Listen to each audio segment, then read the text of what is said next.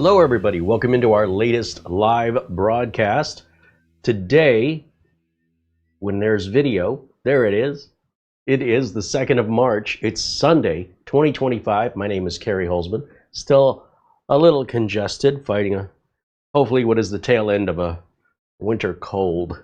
I wanted to continue from Friday's video where we were assembling the older parts that we had. They're new parts, but it's a build we'd done previously utilizing a Z690 chipset on the MSI Meg board with a 14900K Intel processor. So for those of you who don't know what that means, it's pretty high end, but not the latest and greatest. It's one generation behind, but about half the price of the latest generation.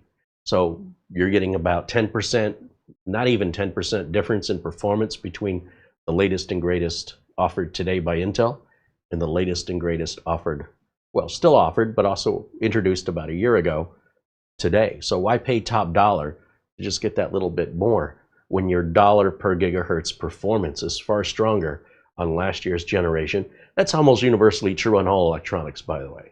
So if you have the budget and you have the absolute necessity to have that extra tiny little bit and you're willing to throw money at it, an unbalanced amount of money to get returns so little, don't let me get in your way, but we focus here on being more practical.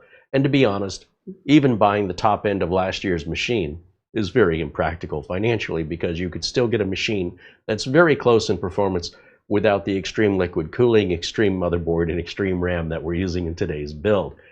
However, it falls within our budget to build something that we think the audience wants to see.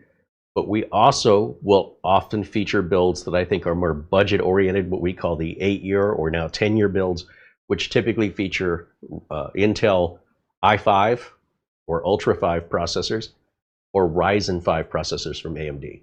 And then you just build around that, and you end up with a machine that's half the price of this that runs 90% of its speed. So just bear that in mind. We have a lot of variety here on the channel as we're trying to accommodate all different types of value systems, budgets, and of course, wants, needs, and desires. Now with that, I mentioned this is an older case. Here we go, talking about value for money. This case was originally introduced to the public back in 2020, 2019, and I guess CoolerMaster stopped making this H500M case. But when I saw pictures of it, I said, you know, the case still looks great. I'll build in it. And there really wasn't much else to choose from that I thought was going to fit the size of the board we're putting in here today. And I thought I got a good price on this case, but maybe not. I paid $179 for this case. And we had to remove all these parts because technology has moved on since 2019, and we don't use fan controllers and all this other nonsense to control fans when modern day motherboards built within the last 4 years, like just a year or two outside of when this case was introduced. One of the problems that this case solves was the ARGB and fan splitters. However, that's mostly on almost all new boards now with multiple fan headers, and at least one ARGB header is all you need. And they all string together for as many fans or water blocks or anything else you want to control lighting on, negating the whole purpose of not only this little circuit board, but all the additional cabling to USB, to power, and to each fan and each ARGB header on each fan. It gets to be a big mess of cables that adds to the cost of the case. So I'm going to just look the other way on this and pretend we never had it. We can always use the cables, stick them in a parts drawer. The fan controller itself, that's just trash. But little USB cables and ARGB extensions and things, those can always be used in the future. If you're somebody that builds a lot of computers or helps friends, having some spare parts like that can come in handy. Although these days that's becoming less and less important, because the other thing that's evolved a lot in the last 5 or 6 years since this case was introduced is the ease with which you can buy almost anything you want and have it delivered to your door using Amazon.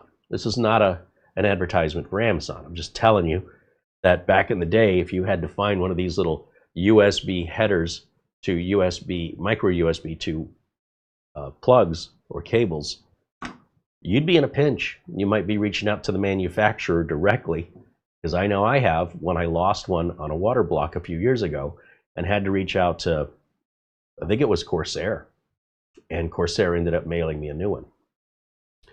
But these days, I would just jump on Amazon, pay the $3 or $7, whatever it costs, and somebody there will find it, put it in an envelope, address it, pay for the postage, send it right to my front door. So within 2-3 days, typically, I just open the front door and it's right at my feet.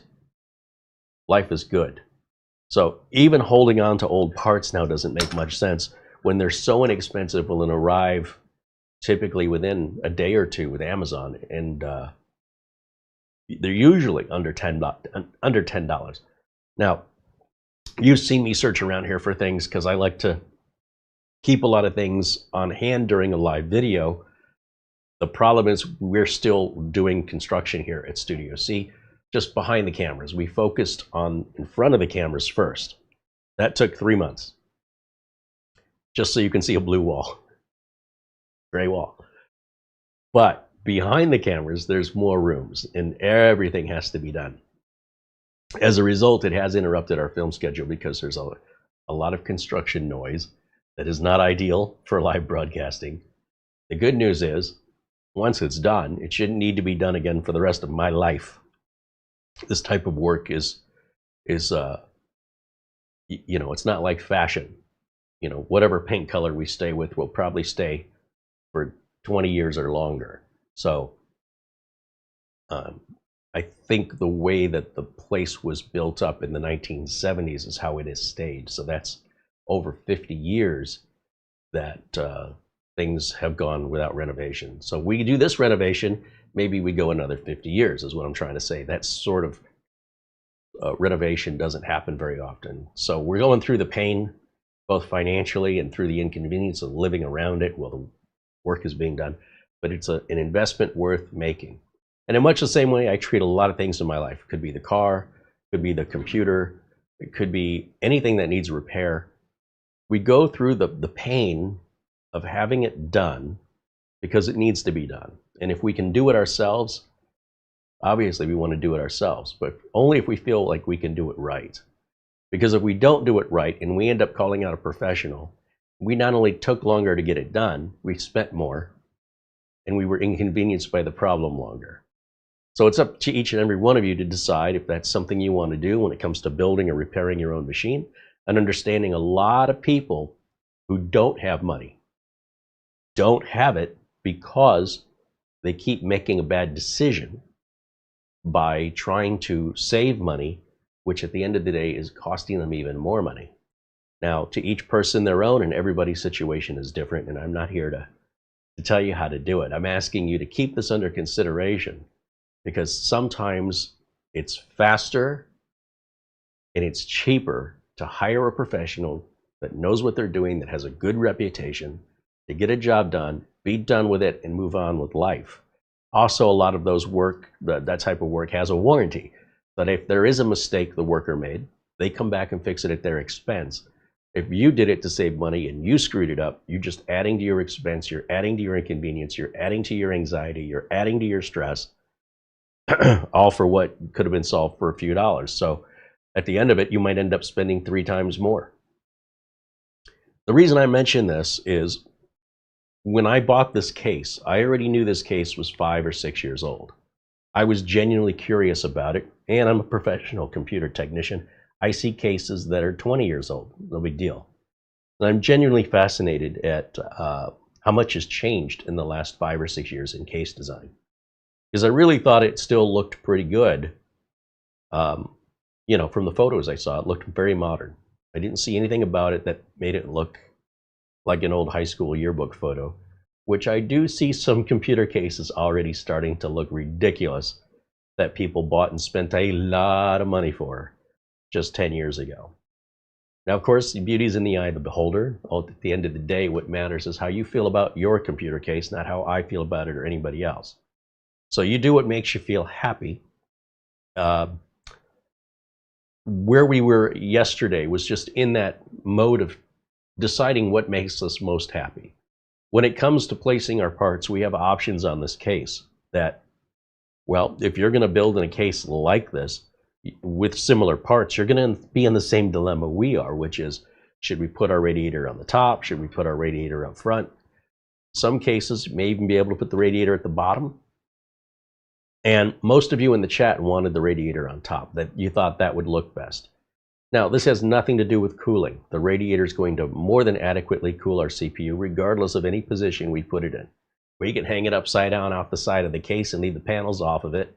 It'll look terrible, but it'll affect nothing with regards to performance, reliability, or cooling. It has no impact on it. These are purely aesthetic decisions.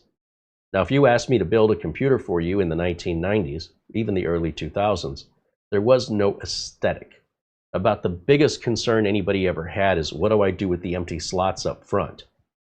Well, you leave them for future expansion. I've had customers in the 90s that said, I want every one of those slots filled, otherwise it looks like something's missing. So they would find a DVD drive or a CD drive, they'd put in a fan controller, they'd put in an audio spectrum analyzer, they'd put in all kinds of ridiculous things that they never used just to fill the gap. Now fast forward, trying to find a case that even has a single slot in it to add one device, such as what I've talked about, is getting harder and harder, and within about 2 years, you will not be able to find them other than maybe AliExpress or something used. They will be very, very rare. Rare as hen's teeth, as they like to say. And as such, technology moves forward, the people and the culture as a group move forward, and then there are some outliers that decide that they don't want to go along with everybody else, and they're the ones who will most frequently have all the problems, that will be asking the most questions for help, and have the most anxiety, and have higher expenses at the end of the year or the end of the computer ownership. They likely could have bought 2 or 3 computers just trying to stubbornly keep that old one running. So to each their own, there's nothing wrong with that decision in the sense that there's not a right or a wrong. It's just, for me, very impractical. So I always try to keep things as practical as possible, because sometimes, and especially as technology moves forward, it is cheaper to replace than repair. When repair shops talk about, oh, computer repair shops are closing down, electronics repair shops are closing down because manufacturers are making it harder to fix, that's not exactly what's happening. What's happening is that, at least here in the United States, our living expenses are going up. Rent costs more, food costs more, everything costs more. So we can't keep charging the same amount we did last year when we have to pay more. Just our baseline expenses have gone up. We need to bring our income up. So now your consumer says, or potential customer says, how much are you going to charge me to fix this? Whatever it is. And your rates have to accommodate your lifestyle, where you live. San Francisco, the rent is very high. New York City, the rent is very high. You could be somewhere in the heartland of the United States, for example. Rent would be much, much cheaper than the big cities. Of course, that would also then determine what your rates have to be to pay the rent and get the job done. The rates go up, the customers start deciding, for that amount of money, I could just buy a new one. The new one will have a new warranty. I don't have to wait for it to get fixed. I can buy it and right this minute and have a brand new one. And the idea is, by the way, the thing's going to be brand new. It's going to run faster. It's going to be a brand new warranty piece of equipment that you can have instantly. As soon as you hand over the cash, here's your new piece of equipment, versus waiting on a repair, which may not even be an accurate repair. You may be taking it back to the repair shop because they missed something. And for you to stay in business as an electronics repair, when electronics are getting cheaper and cheaper, as more and more convergence of the chips themselves all shrink down into one chip. If you look at a modern day hard drive, just a mechanical hard drive, and look on the back of it, circuit board's about that big. But if you look at what was a modern day mechanical hard drive back in 1999, circuit board was literally 6 times larger. What's changed? The communication with the drives have changed, but also the drives have become more complex. The way data is being written to the drive has become more complex. So shouldn't the CPU, the circuit board, get bigger? No. In fact, as the technology keeps increasing in complexity and evolving, We can shrink the circuit boards down while at the same time giving them double and triple the power and capacity they had. So you can imagine, if you're holding on to something that old, just how many generations of evolution you are so far behind in. And the issue with that is not only performance and reliability, but it's also the learning curve, because eventually you are going to have to keep up. Something's going to give out first, that tech or you.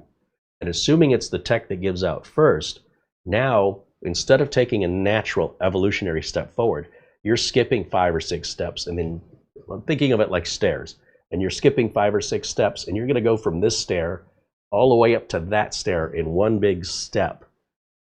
Well, it's no wonder you don't want to do it. Now you've procrastinated it so long and you've justified it for so long that now you've got anxiety and concern that the learning curve is just over your head. Because it literally is. Like, if you look at how far up that 5th step is from where you're standing, it may very well be over your head. But now you've left yourself no choice. Once the technology dies, you will be forced to do something. And if you proactively replace things before they need to be replaced, you can control your expense, you can control when you're going to be down, you can control when you want to learn. But if you wait, instead of being proactively, you wait until the technology dies, it can't be fixed, or it's impractical to fix, now you're left in a position where you must deal with it right away. You will pay, you don't have time to shop around, so your world's in turmoil. And then you've got all this anxiety about learning the new system and just being in a very bad state of mind until you get up to speed. So to me, that's not practical. It doesn't make sense. We had mini PCs that we showed here that were $125. These were N150 based computers with 8 gigs of RAM and 256 gigs of storage. They have Windows 11 already on them, with a power supply, with the motherboard, with the CPU, cooler, RAM. All that's already installed in the case, and Wi-Fi and Bluetooth. And all you do is plug it into your monitor, keyboard, and mouse, hook it up to your network. $125. You have a warranted, brand new, modern computer. Not top of the line, but it'll probably run circles around whatever old thing you've got that's more than, say, 6 years old. Probably run circles around it. This idea of adding more RAM to make it go fast, ridiculous. That used to be true. People still holding on to old ideas and old concepts that were true, but are no longer true given the evolution of technology. But they've skipped so many steps, they don't realize how wrong they are now and how what they've learned no longer applies today. So the best example that I give people is to just try one. If you're skeptical and you don't believe me, get yourself one of those little mini PCs. If money is tight, it's probably cheaper than any sort of repair you will need on an old computer, and it'll probably run circles around it. And when you order it from Amazon, and again, this is not an advertisement for Amazon, you have 30 days of free returns. So if you find you disagree with me and you still believe your old obsolete computer is still better than the new computer that's budget, send it in for a refund. That's the only excuse you need. Amazon doesn't require it to be broken. There's no restocking fee. Just make sure it's an Amazon Prime purchase. Amazon takes care of it. There's no cost to you. Your money's fully refunded, and you have a full 30 days. That's a long time to see what you've been missing out on. And you can wait until the older computer just dies and be forced to do it. Maybe there's no sale, or maybe there's no inventory of the mini PCs in your budget. Or you can plan for it now and then do it when it's convenient for you at the price you're willing to pay. Choice is yours. I just really hope people choose practicality. Hello to everybody joining us today as I get off my soapbox here, because it's so frustrating to me to hear the constant argument about manufacturers not wanting you to repair things. Well, there's truth to that. There's also not an absolute blanket statement, in the sense that practicality-wise, it doesn't always make sense to fix things. The way things are built today is, with the evolution happening so quickly, they're not necessarily built to last a particularly long time. If it's got a battery in it, like one of those smartwatches, oftentimes you cannot replace those batteries. Nobody can, without destroying the watch. So you're just buying e-waste. Okay? Just so you know, if you want to avoid e-waste, stop buying e-waste. Not on the manufacturers. That's on you, the consumer, to decide how to dispose of things that you've consumed. The people making the stuff you're consuming are not responsible for what you do with it. So just bear that in mind. If you want to reduce e-waste, stop buying so much of it. At the same time, understand that some technology you are adding to e-waste by holding on to it. If you're having to constantly work on it and buy parts and replace parts, you're just doing it in little pieces. But overall, it'll probably add up to be 2 computers that you're throwing away in time versus just 1. Just constant repair and replacement. So it is very difficult to run an electronics repair shop because the cost of buying something new that's under warranty, that you don't have to wait for a repair, that's going to be faster and shiny, compared to the cost, the always ongoing increasing cost of life and the decreasing cost of electronics production. Cost of living is going up, cost of production is going down, and pretty soon it's going to go the other way. And it won't be anything but a hobby for somebody to take something apart and fix it for fun. There's a great video, what was that channel's name? Boom or something, where he takes an iPhone that has a broken camera module and Apple says, we'll fix it for $250. He goes, no, I think it's just a plug that needs to be plugged in. Would you charge me like $50 if it's a plug? They go, nope, it's not going to be a plug. It's the whole module. It's $250. And he says, well, I'll just do it myself. So he takes the iPhone. It's like an iPhone 13 or something. And he gets a heat gun and he heats it up to melt the glue, and he's got a suction cup to pull the screen off, and he's never done it before. And then he realizes, oh wait, there are some tiny little screws. So he's got 3 different kinds of tool kits that are like $40 a piece. He's got $120 in tools. Plus he's got the electronics know-how, even though he's never taken apart an iPhone before. He's like, well, it's already broken. What's the worst I can do? I'll make good content with it either way, right? Gets the whole thing apart, believes he's got the camera repaired simply by heating it up. You've heard this thing about putting your Xbox in, the circuit board in the oven and sort of causing the solder to reflow. Anyway, he does that, puts it back together. The camera still doesn't work. It's made no difference whatsoever. So he goes on eBay, spends $115. Now, how far are we now? He's got 120 in tools, 115 to buy the camera module off eBay. So we're at $235. That does fix it. He puts it all back together and it all works. In the end, did he save any money? He already owned the tools, but you may not, because he does electronics work. But I want you to imagine, what if you brought your phone into him and asked him to fix it? How much would he have had to charge you for his labor? Because he didn't charge himself anything for labor. He's making content on YouTube, figuring, the content's going to pay for it. How many of us can say that? And you knew that either way, if he was not able to fix it, he would be buying a new iPhone with the money he generates, helping him pay for it from the results of this video of trying to fix the iPhone. But in practical sense, you're better off just paying the $250 back to Apple, let them do it, let them warranty it, and let these people that do it all the time do it, versus, even this guy who does electronics for a living, he's not working on all electronics. All electronics kind of follow the same ideology as far as how the electronics work.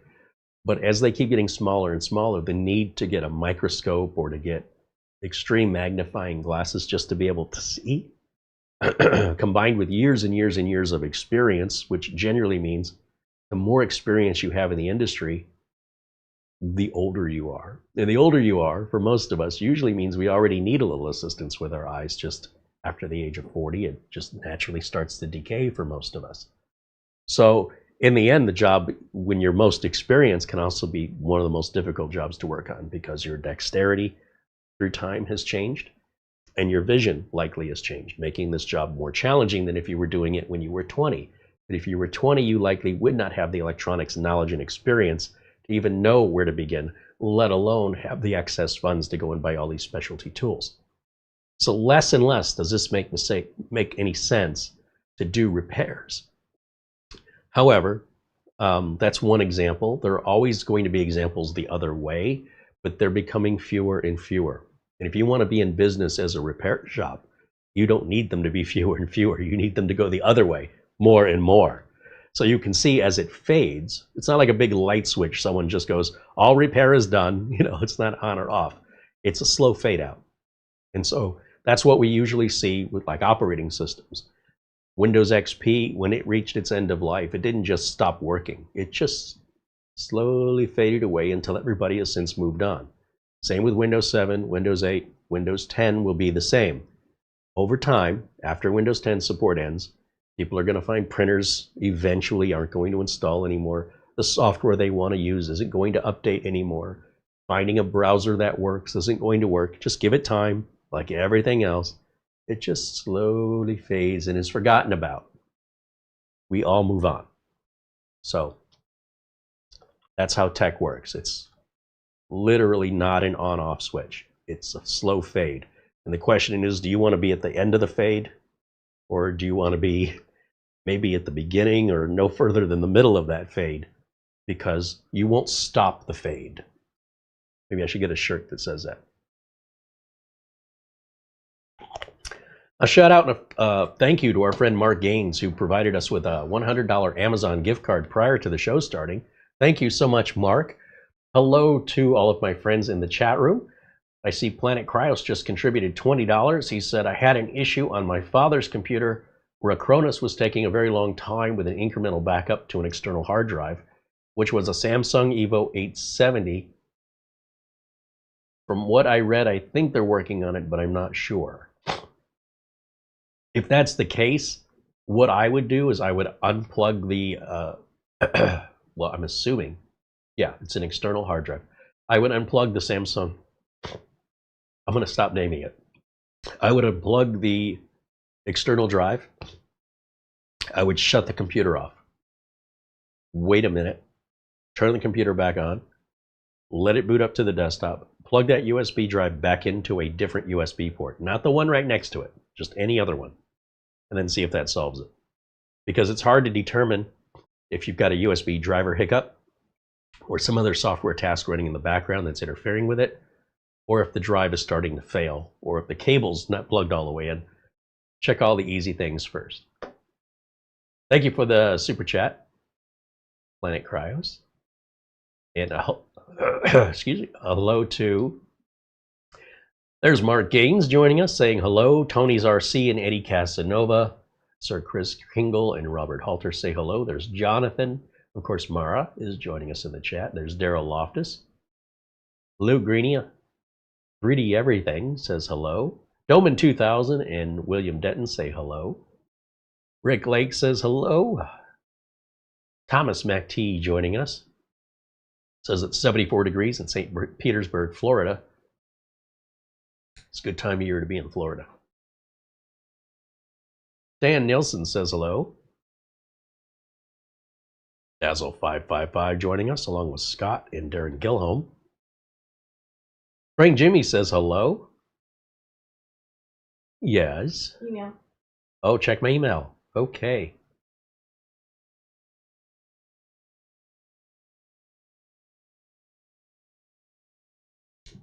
Try and clear my throat here. Let's see. Ron Barnish joins us and says hello.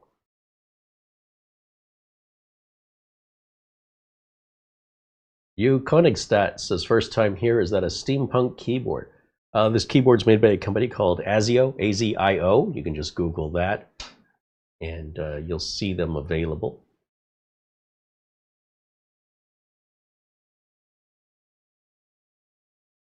Richard DeFries says hello, joining us from Ireland. Mark Gaines is also in Northern Ireland. Matthew Burden renews membership, now a member for 33 months. Thank you so much, Matthew. He says, good afternoon, Carrie and Mara and chat. It's been a while, but I'm happy to be finally catching the stream live. Hope everyone's doing great. Well, it's wonderful you can catch the stream live, and we're so glad to see you in there. Thank you. My voice is it's a little rough still. I'm still on the tail end of this cold, so bear with me during today's broadcast. We'll push through it. Ken Junge says hello. There's Martin Postema joining us saying hello. Welcome in.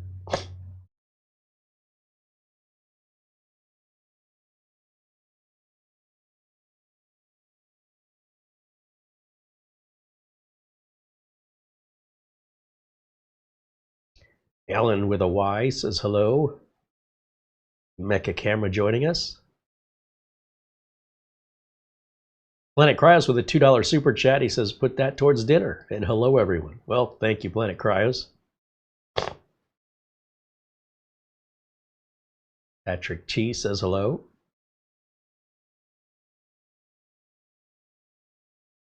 Roman Cortez says, I miss your pizza cooking.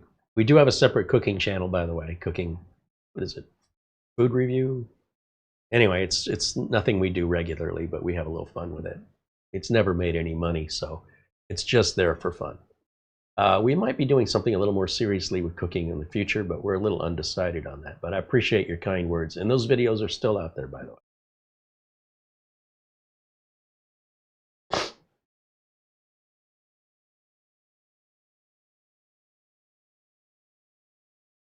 David Graham makes a point here. He says, I have e-waste, but it's not e-waste until I toss it. This is true. But that's just a matter of time. It's going to happen. We just don't know when. Planet Cryos, oh, that was the one I started with earlier. Again, thank you for your super chats and your support. And Planet Cryos gives another $2. He says, feel better. Actually, I feel pretty good. It's just the congestion. That's all. I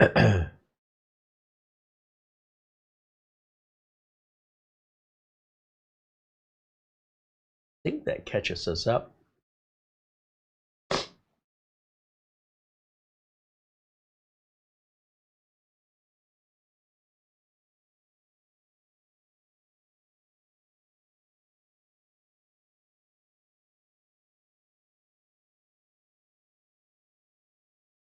Mark Gaines said he purchased, oh, I think he's got the CORSAIR 2500X he was talking about building with a Gigabyte B560E or AOR Stealth Ice motherboard. It says AMD version. Well, the B650E tells us it's AMD. If it was a B660, that would tell us Intel. Okay, let me check email real quick here.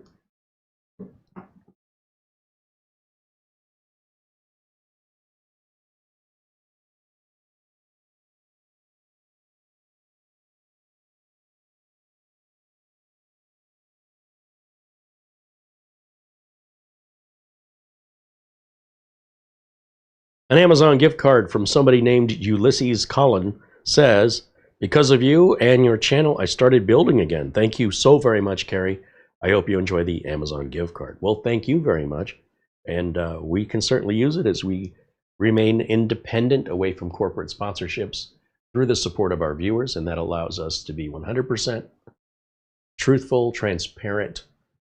Even if I'm wrong, I share my perspective with you as a computer builder, not as a YouTube enthusiast, although I guess I'm both.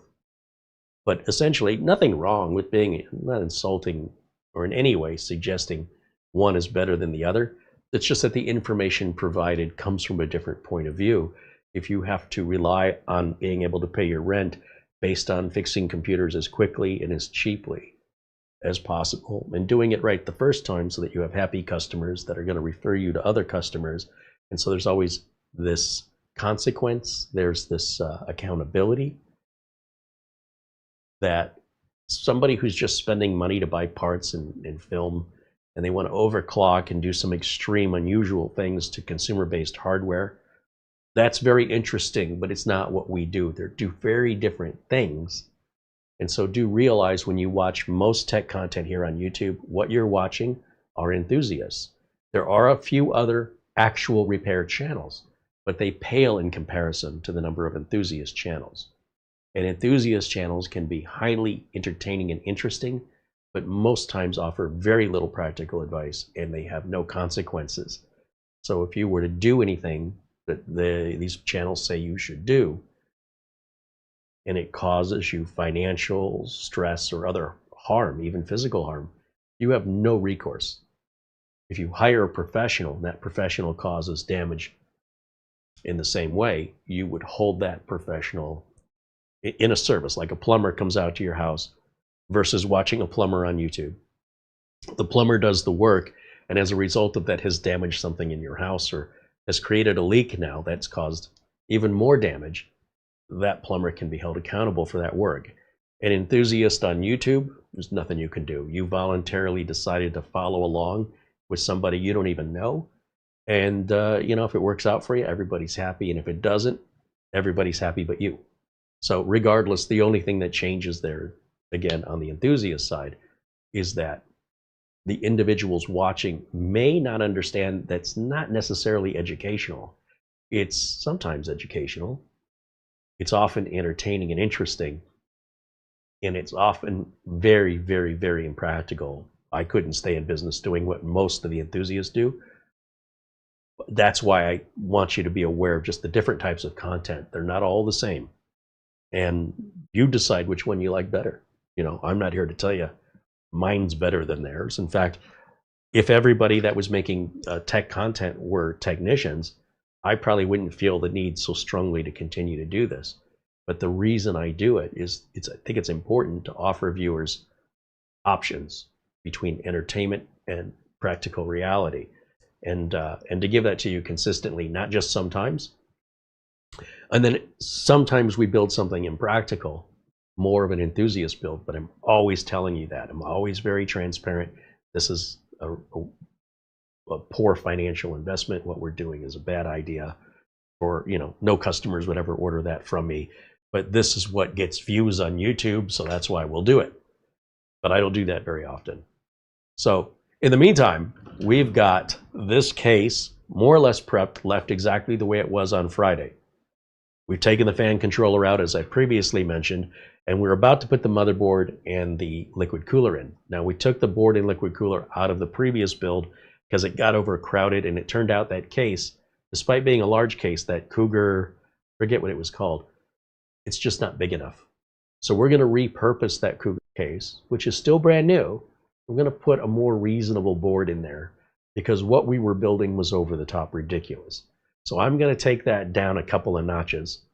We're not going to put so much stuff in this case, and this case will handle what we are going to put into it much easier with more room than the original case we were working on. That's just bad research on my part because, well, most of the time I don't do any research. That case, that motherboard looks good, let's put it together. And then we figure out what happens live on camera. And, well, we could always make anything work. It's not up to my standard, so I wanted to rip it out and just play a little musical chairs. As a professional builder, I have enough cases and motherboards and things that I can move things around. It's more content for me anyway, and we can learn why. Why shouldn't you put that motherboard in that case? Or if you do, look at the challenges you're going to have. I'm not telling you not to. I'm just trying to give you the information, and you do with that what you will. Boy, it looks like I'm going to struggle with my voice today, but we'll keep going.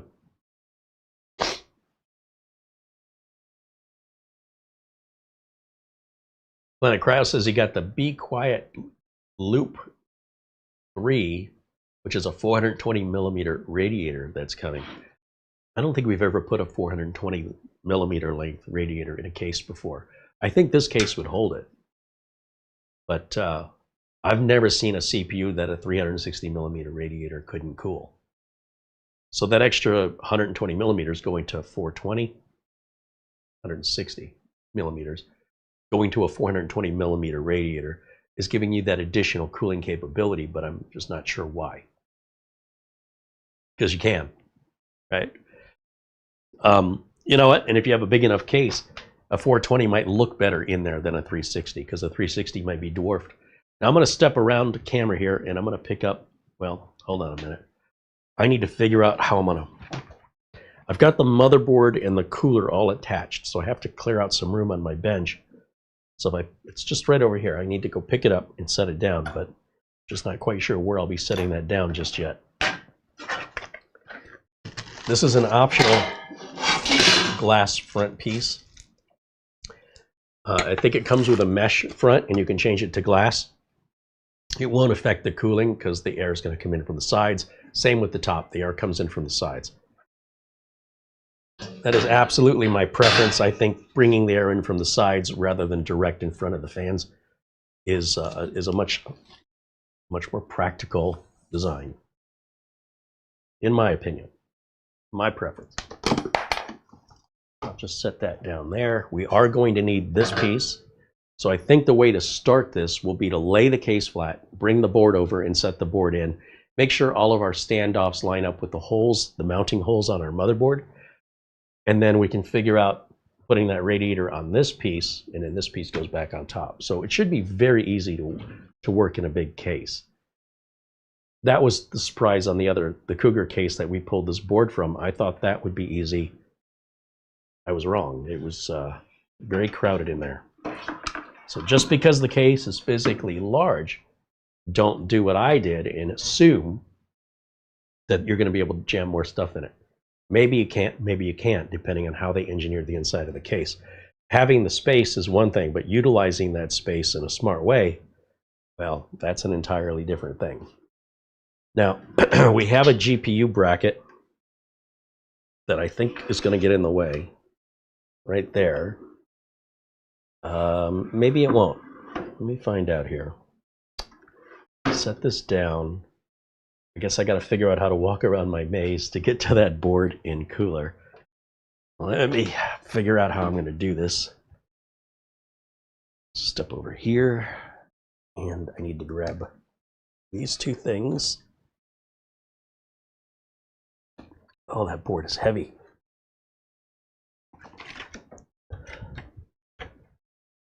Okay, we'll bring it over here.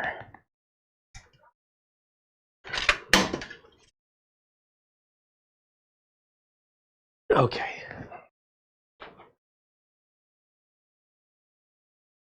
So the board is going to go in the opposite way, of course.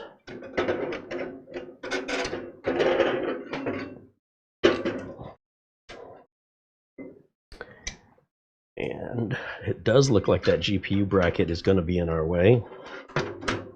Maybe, maybe not. Okay. So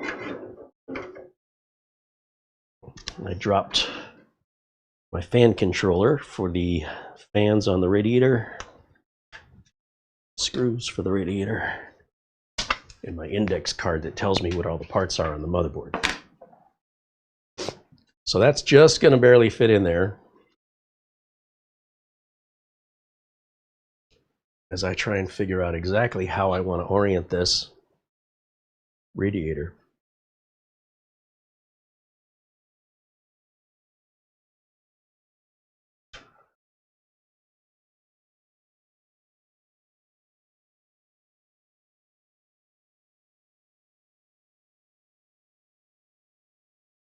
So first things first, I want to make sure that the standoffs are aligned with the holes in the motherboard and to see if there's anything missing or in the wrong position.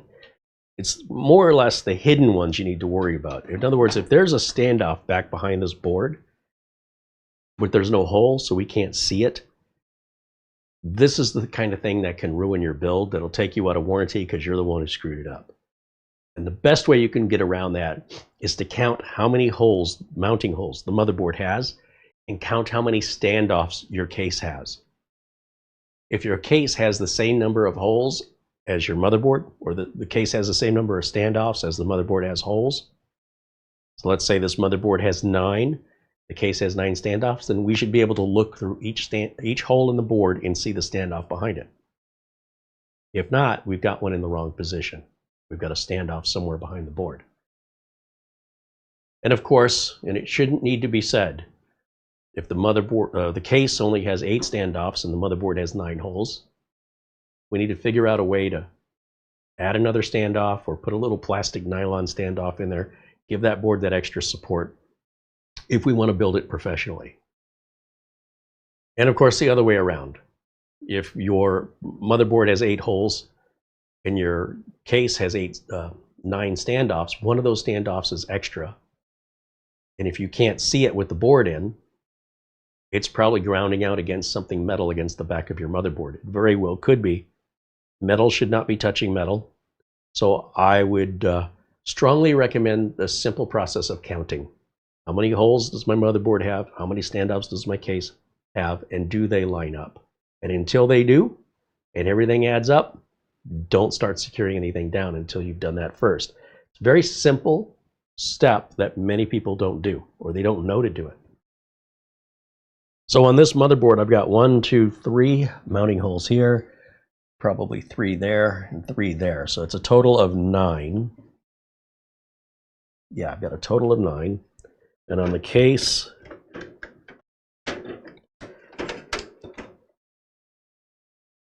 again, with the challenge being we are still connected with the radiator, the case has how many standoffs? 1. There's a lot of standoffs missing. Wow. Okay, let me set this down. Let's move this out of the way.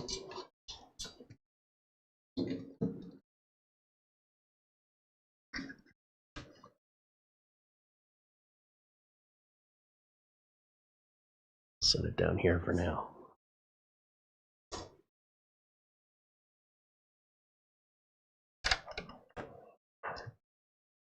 Okay. Looking inside of this case, I only see 2 standoffs. That's crazy. 1, 2, and the rest are empty holes on the back of the tray.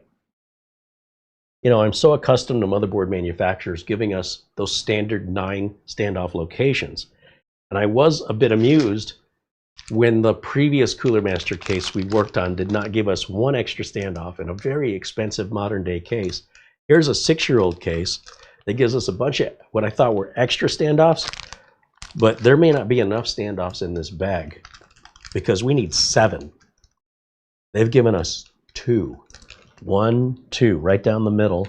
They don't go all the way to the bottom. They don't go to the left or the right.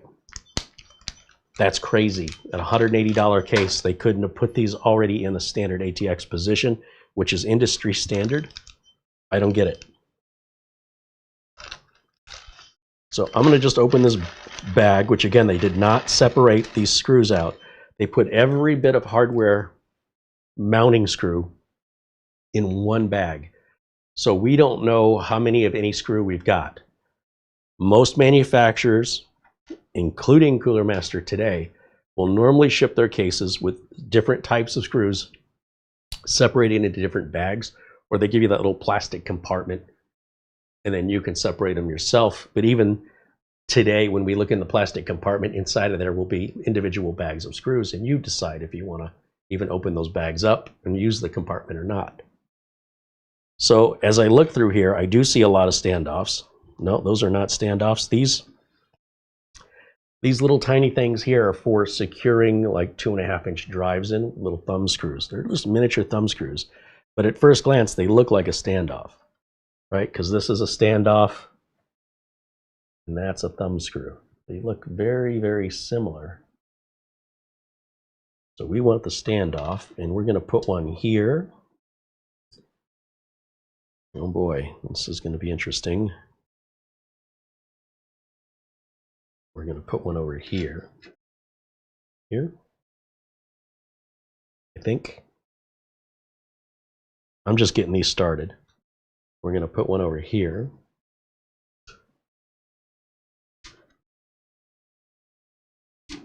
So now I'm on that middle row, closest to these PCIe slots. Now you'll see I'm just starting these. I'm not tightening them down yet. They are a very tight fit. These threads have never been seated before, so they're going to be a little rough going in there. Got another standoff to go all the way at the bottom at the opposite end of these slots. That's a pretty standard standoff location. So just very surprised that at this price point, this wasn't done for us by default, and that we wouldn't have to, you know, potentially move them around if we weren't using a standard ATX board. Oh boy, I'm be frustrated if I'm going to be one standoff short. We're getting close. This is standoff number 8 in total, and I need 9. Is there a 9th one?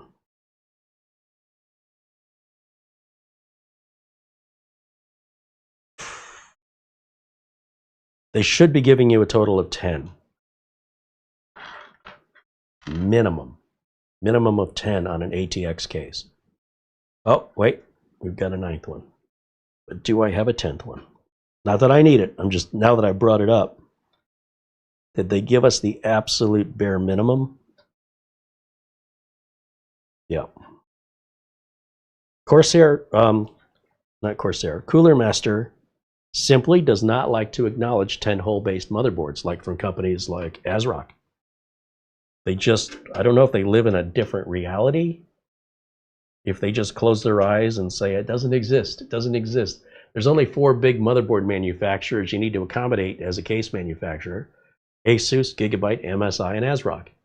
I don't think it'd be rocket science for your research department to determine how many holes and where those holes are those main motherboard manufacturers are selling. Now, you could argue this case was designed and released 6 years ago. Maybe they weren't doing that 6 years ago.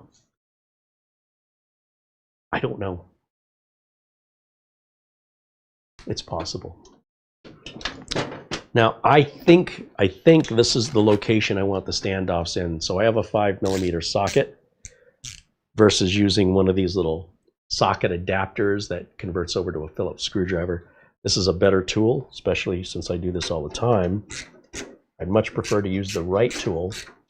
Makes my life easier, and it also doesn't damage the standoff if people were to use pliers. And I've seen people use all kinds of, you know, Leatherman tools and such to just scratch these up and leave little shards of metal, little microscopic bits of shaved metal all over the bottom of the motherboard tray.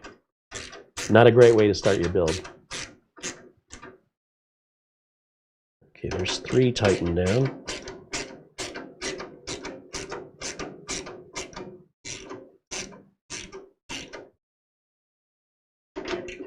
So that center one was put in for us, and the center one does have a little lip on it to center the board. When you're putting the board in, the motherboard in, that center standoff will go through the hole of the board and then still has a hole within it to put the screw in, no differently than the other standoffs. It's a great assist to keep the board in position as you're lining it up and mounting it for the first time.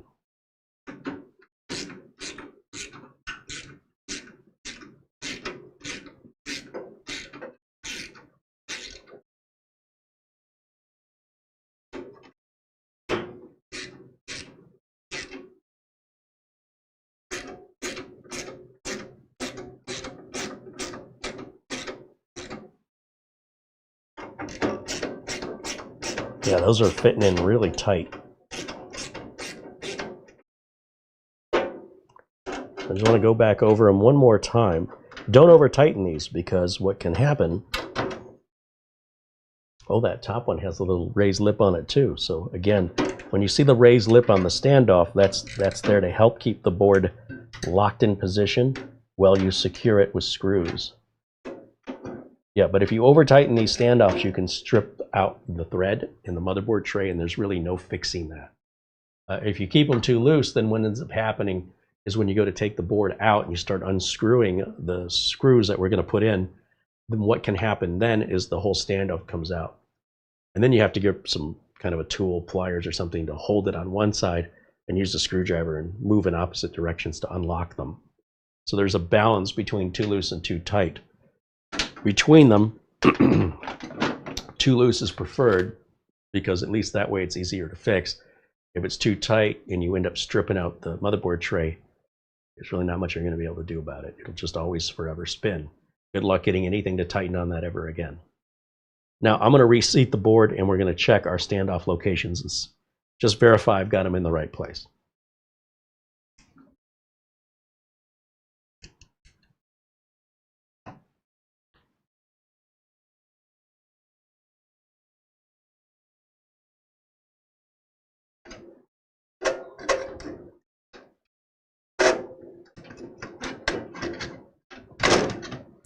We do run into a few obstacles in this case design, which involve, well, first of all, me leaving the cooler attached is making my life more difficult. But there is a wire coming off of this rear case fan, and why the wire is coming out the bottom of the fan instead of the top makes no sense to me. This fan is absolutely in our way, and usually in extreme cases you'll see me remove that fan. That does not happen very often. This is one of those times where I need to turn this fan around for the cable to come out. The fan cable should be coming out on the other side of the case, right up here towards the top of the board, so we can hide it.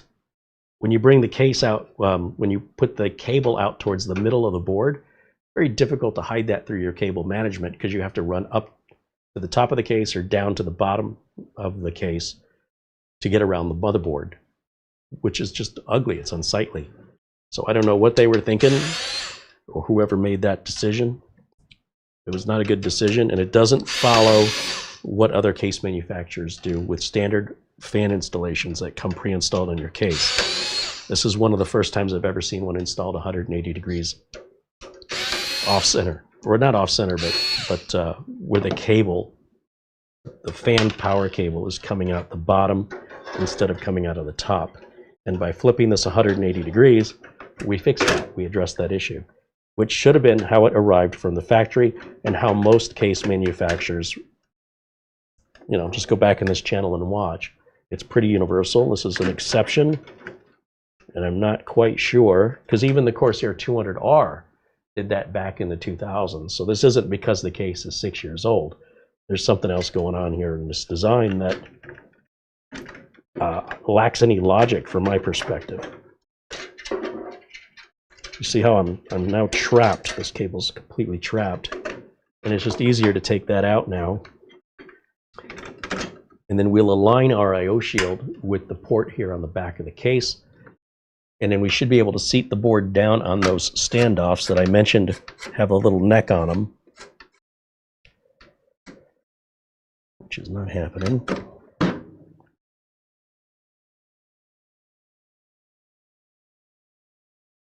One, two, three, 4, 5, 6. Okay.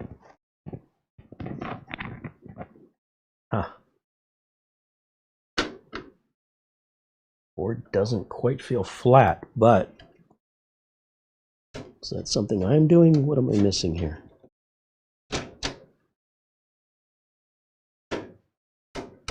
I have a standoff in the wrong place. That's my bad. There's a standoff in this corner, and it appears, maybe if I can turn it this way, I can give you a better.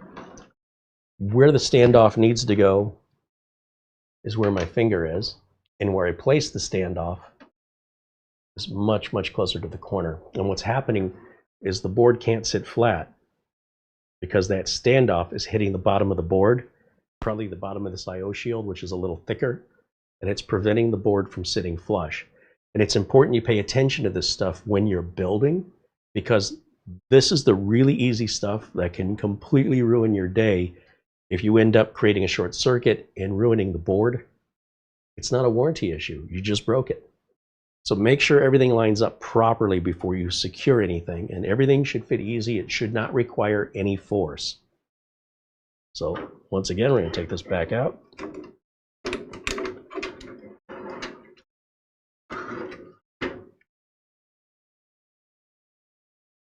And you can see how working on a bigger workbench than what I'm working on. Let's see here. I'll go this way. I'm going to move this keyboard. Grab my screwdriver. Set that down. It's sitting on something. This fan, I'm just going to move it out of the way. We'll put it back in when we're all said and done, but it's in the way of putting the motherboard in. In fact, the GPU standoff, not the standoff, but the support bracket, we should probably remove that too. The board does go in around it. It's just a little pain in the butt to do that.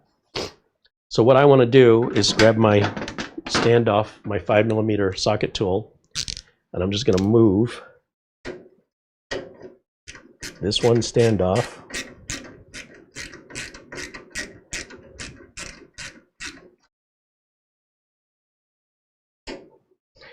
And this position I'm moving it to is the standard position. For some reason, I was thinking it was on the opposite side. So, user error there. I'm so accustomed to having this done for me. I am, as you can tell, out of practice. I have forgotten something very basic here. That is a standard standoff location, and why it is typically almost always put in place by all case manufacturers, MATX or ATX, because you'll always need it in that position. I don't know of a build where you wouldn't, unless it was mini ITX. Now, you could put a mini ITX motherboard in this giant case, but it wouldn't make a whole lot of sense. You could do it, though. And in that case, then that standoff where I had it would have been the right place.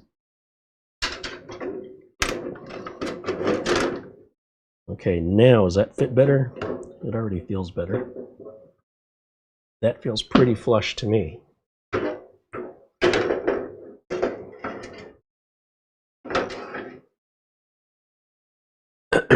The next challenge we have is in all of these screws they've included for us, which one are the ones that hold the motherboard in?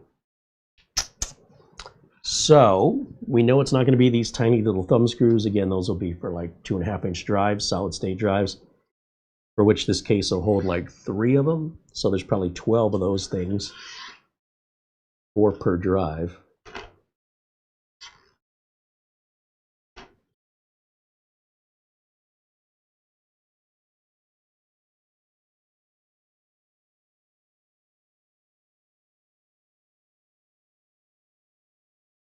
There's these long fan screws, which we won't use. 4 per fan, we should have 8.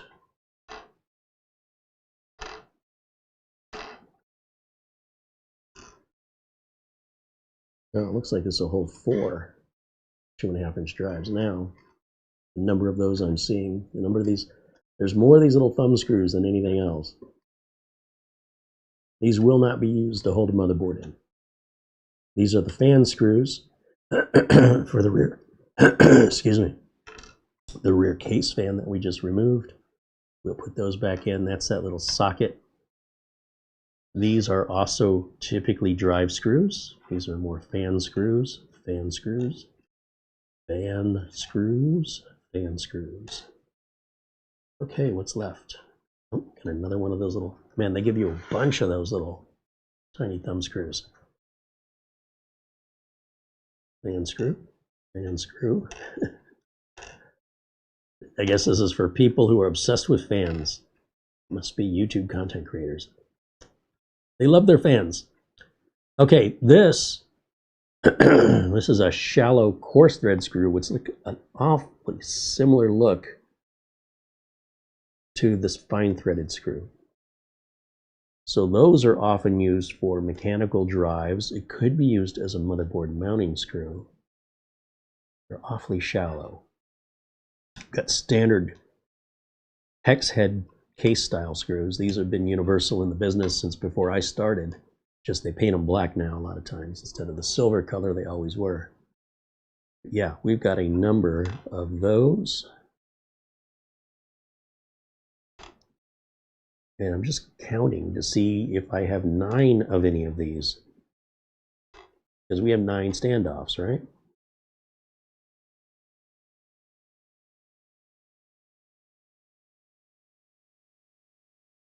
Yeah, they've given us a lot of the coarse threaded shorter screws here.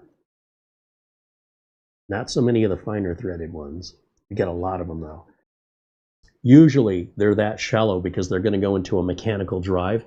And back in the day, you had to be careful not to use the longer case style screws on mechanical drives, because the screw would go through the mounting hole on the back of a mechanical drive and hit the circuit board that's behind it. Remember I talked about how big the circuit boards used to be on the back of drives.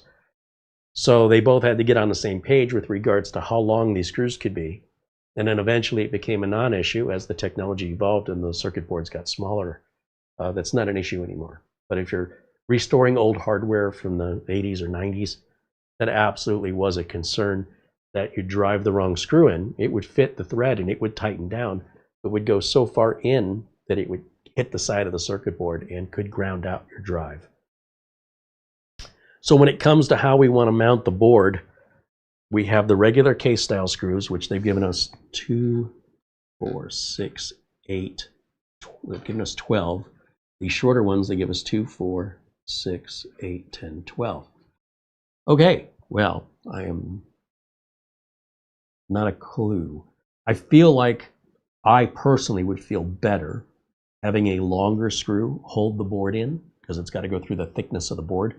And I have to assume that these are for mechanical 3.5-inch drives, which we don't use anymore, but you still might. Let's see if I'm right.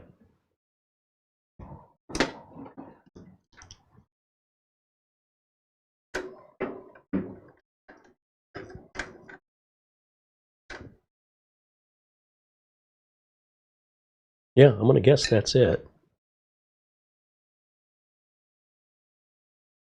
I don't want to tighten these down. I just want to make sure that they go in. If they use the finer thread screw, the screw won't tighten. It'll go in sideways. It'll start tearing up your threads. And if the standoff is a fine thread center hole, then the CORSAIR thread screws, they won't even get started. They'll just spin and they won't go in. So like right now I'm spinning and nothing's happening, which likely means I'm not over the standoff correctly.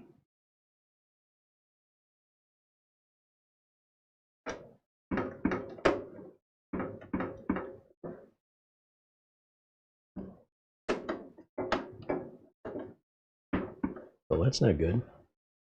It's almost like that screw is too short. Just try a different one. I think they're all the same. Let me grab a flashlight and take a quick look. Make sure that the motherboard hole is directly centered over the standoff. Pretty close. And then the other thing is to see if anything's blocking me from sitting all the way down, where that screw might need to have a longer length to reach. I also might need to push down to get the board to bend a little bit to get that reach, and that's exactly what I needed to do. This board has that, what they call armor on the back of it.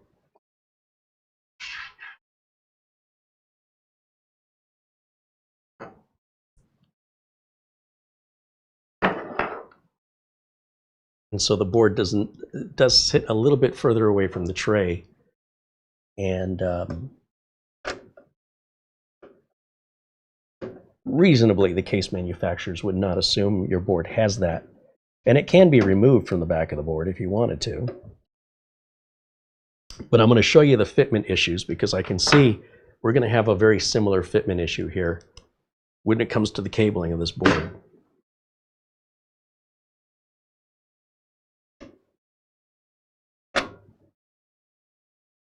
You know, that one barely turned at all. Okay. Some of these go in real easy, some of these are a little bit of a struggle. That one went in easy.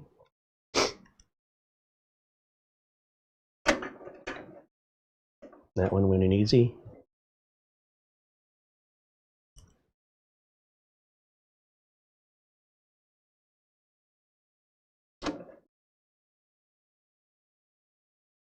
And that one's just spinning. So something along this far edge of the board is lifting the board, it's tilting it. And so all the screws on this side, it's like something's causing it to bow. So what I'm going to do is I'm going to just secure these down. I'm not going to over tighten them. I just want them secure so I can take a look at the side of the motherboard and see if I'm overlooking something, because I might need to take the board back out and figure out what's behind it that's causing that. But I need to verify it's happening, and then I can determine if there's anything I can do about it or if that's just the way the board has to sit. It's definitely not normal, but the board isn't normal. Let's take a look.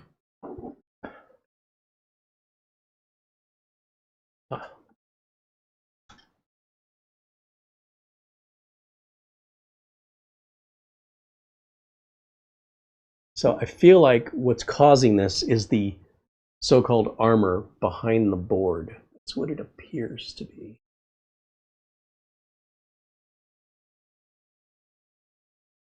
Now the center standoff here towards the top does have a lip on it, and it did not sit down into the hole. That's also causing the board to be a little tilted. Interesting. So when you get into this higher level,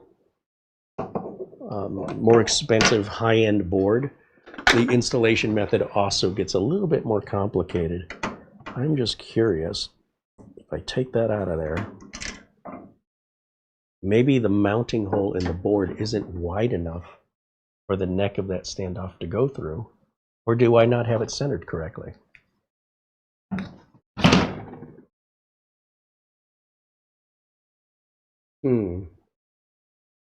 It's not raising it by much.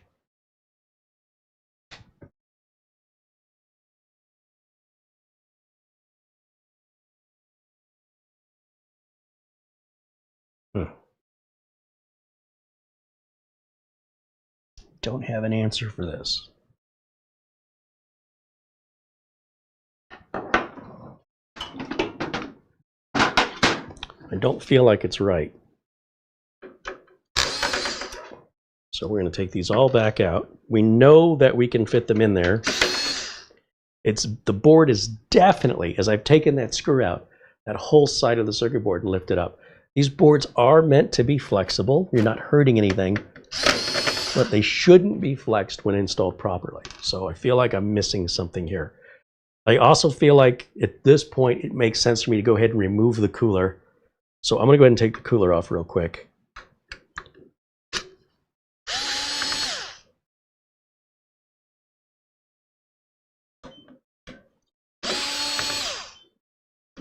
When we're dealing with a standard board and I'm leaving a liquid cooler on, it's challenging enough. But when you have a board that's over the top in its design, it's sort of overdone, if you ask me. These MSI Meg boards are like $600 plus, and they just add a lot of optional accessories that I don't think most people need. So we're going to unplug our liquid cooler, which I probably should have done from the beginning, but I was trying to make my life easier, only to make it more difficult. And I'm going to just set this, until we get the board figured out, I'm going to just set this over here for now. And I want to be careful with the thermal compound, because we don't necessarily need to reapply the thermal compound. The same cooler will go on the same direction onto the same CPU, and thermal compound looks really good. I don't want to have to reapply it. It's messy. Sometimes, again, trying to save time is costing me time. Sometimes.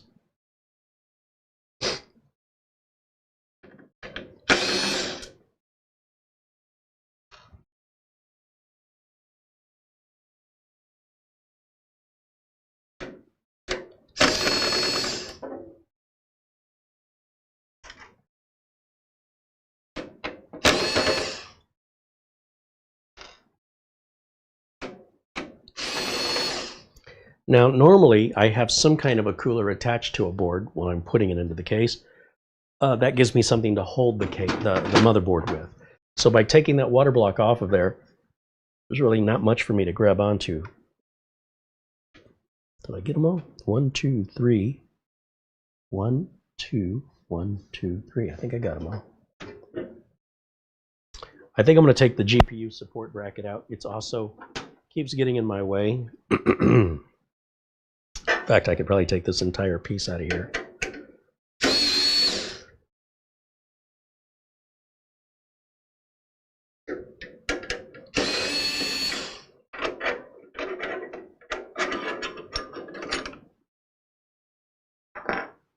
Just keep those in there. All right, that gives me a little more room to work. But what's happening, a board this size is covering up the grommets for wiring on a standard ATX board. So even though, much like the other case we pulled this board out of, it says, hey, this will fit in an extended ATX or eATX case. What I'll show you here is I rotate this around. I'll knock everything off the counter. The wiring grommets are down in here, and the board is covering 5/7 of the accessibility of that grommet. Now this metal frame here can come out as well, and then that's likely what we're going to have to use to hide our cabling behind, is this big metal piece. But this is a very tight fit. What was once looking like a very big case suddenly looks a lot smaller now. And what I'm curious about is, why is the board sticking up on this side? What's under here? And furthermore, why is the standoff in the middle here not seating through the hole center of the board? Top center. It should just sit right in there. And it doesn't want to sit. That's as far down as this board will go. And I think that takes us back to that armor. So what I'm referring to when I'm talking about the armor is something most boards don't have. And that's this big metal plate back here. This metal plate raises us up and away from the back of the case that nobody will ever see. It's an added expense, an expensive added expense, that in theory should not interfere with the installation of the board. Notice how there's a cutaway right here for something I don't know. Everything on the motherboard tray is completely flat. There's nothing that would be pushing up on the back of this other than this piece of metal. So if we take this whole frame off, and it is optional, just bear in mind we paid extra for it. Normally, your standoff or in the case will go through this bigger hole through the armor and attach right to the board exactly the same as it always has. But the problem is, what if your standoffs are just a little bit short? Then what you're doing is this metal is, well, it's there to protect, is actually causing harm. Now, probably no one would know the difference if you took it off. Or you leave it on, understanding that your standoffs are a little bit short. Your screws aren't going to drive in very far because they're going that extra distance from the back of the board right here to the back of the armor back here. This whole armor idea, I think, is one of the worst ideas since RGB I've seen on systems. Nobody can see this. There's no benefit to having it. I suppose if you want to start grabbing your parts inappropriately and holding them where there are solder points, this prevents you from having those things cut into your hands. But you shouldn't be handling that hardware anyway. You can see all of the mounting points that are circles. 1, 2, 3, 1, 2, 3, 1, 2, 3. And that one is offset. It's not up in the corner like I originally put it. Oh, wait a minute. This one. This one's offset. Instead of being along the others, which are over here, this one's a little bit inwards.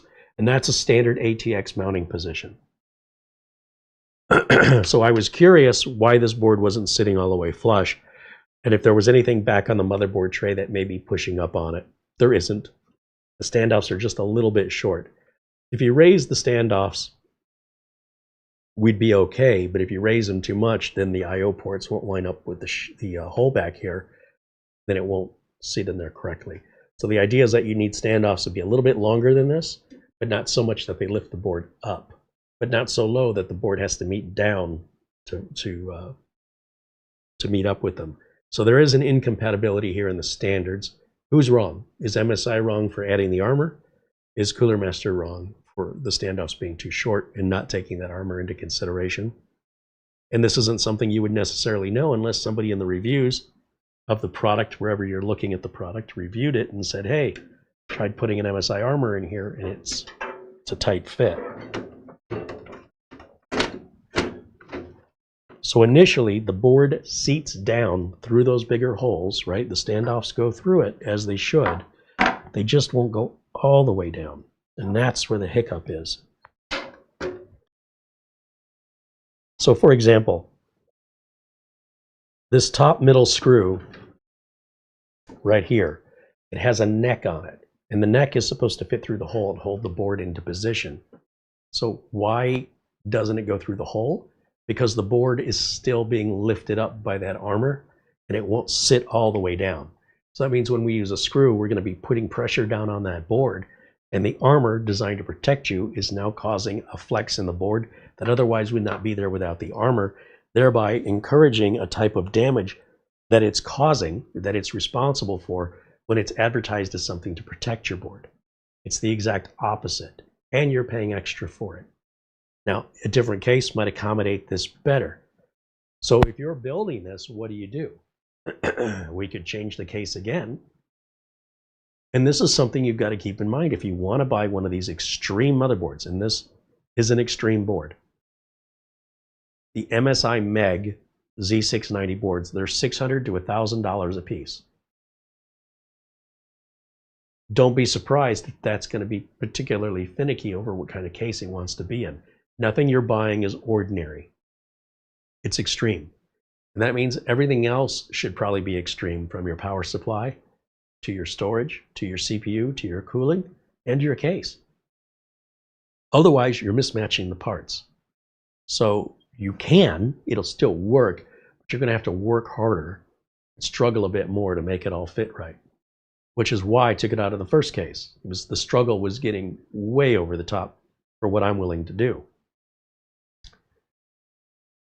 So I can take that back armor off of there. It'll probably sit just fine. I'm missing some super chats. Let me take a quick look over here.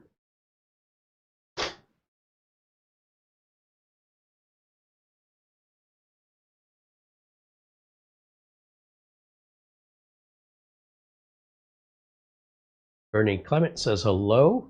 There's Rick Lakes. Backstore Subatobo says, hey, Uncle Kerry, no more mini PCs? Oh no, we've got more mini PCs coming at you. Probably next week. We've got Cam Rui, we've got Minis Forum, we've got... Come on, Kerry. Can't think of their name. That's embarrassing.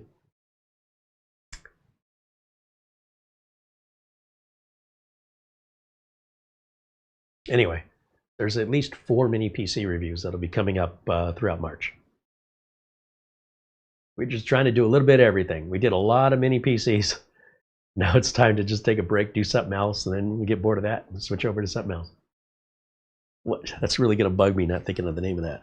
Hold on a second. I got to go look at the box.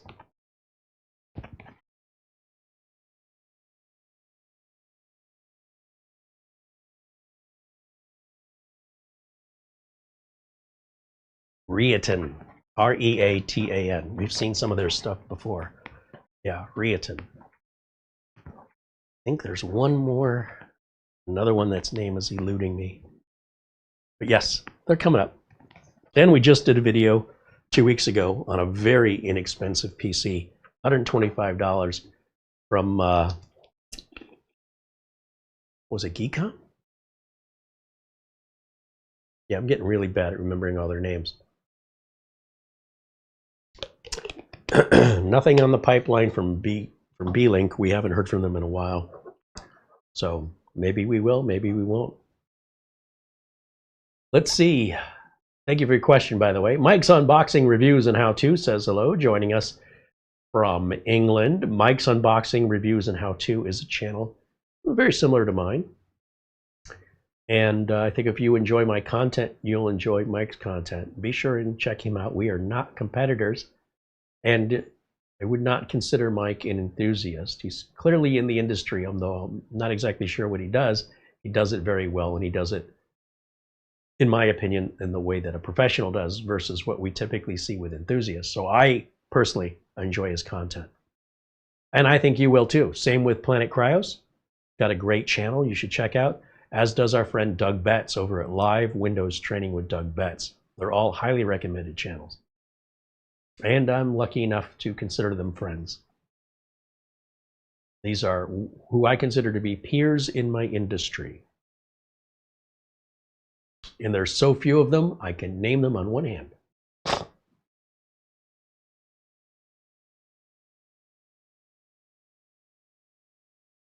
John Williams says, you're still getting over the cold. Yeah, I'm still sniffling.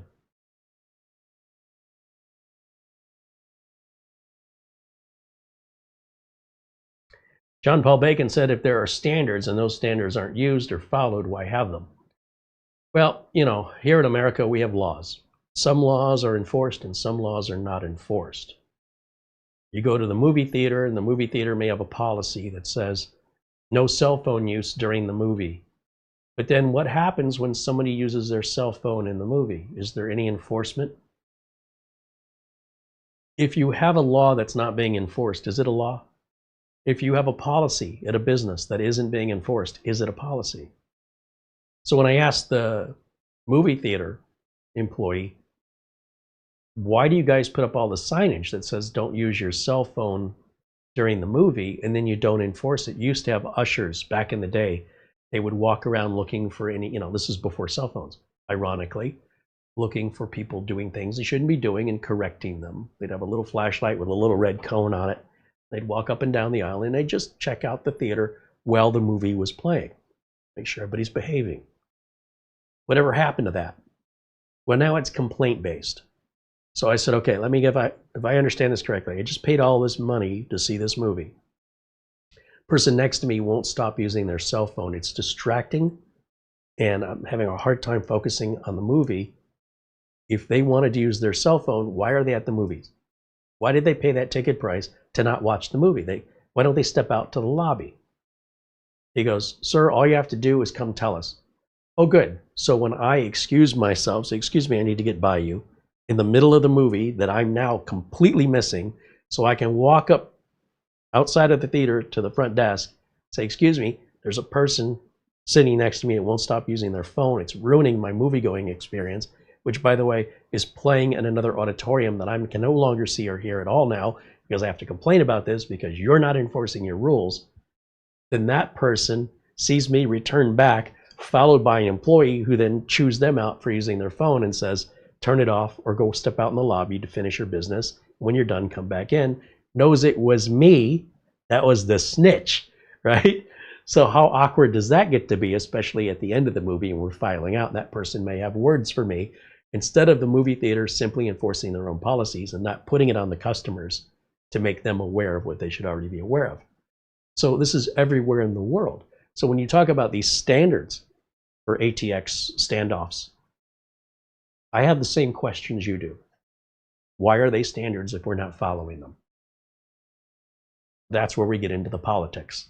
That's where we get into because our ways are better kind of attitudes, instead of following the arrangement and agreement that was made by the committee that involved all these manufacturers together agreeing on this. And then they didn't get their way, and so they're just going to do it their own way. And then you as a consumer, then you vote with your money. If there's a manufacturer who's creating their own proprietary designs and you don't like that, stop voting for them with your money and start voting for their competitors. And this is more or less how the standards evolve and become standard. Is when the public decides they've had enough of it and stop supporting companies that want to create proprietary designs on their own with those companies who think they're superior to everybody else. And if you buy into that, you are fueling a monster. Probably the most successful of which, in my opinion, is Apple Computer Corporation, who plays by their own rules, like it or lump it. And then you're going to pay our prices. It doesn't matter if it makes any sense. This $45 RAM module is $200 at the Apple store. Don't like it? Take a walk. And if people would actually take that walk, Apple would either change their business or go out of business. But so long as people will abide by Apple's rules, who creates their own standards and pricing structures that are unlike anybody else in the industry and always have been, what you've done in doing so is you've created a $3 trillion company, essentially, that is so powerful that they're beyond listening to anybody, but you know, whatever they want. They have the power now. And we as consumers have given it to them. So it's as much to blame the consumer as there is to blame the company. A long answer, but that's how it all works.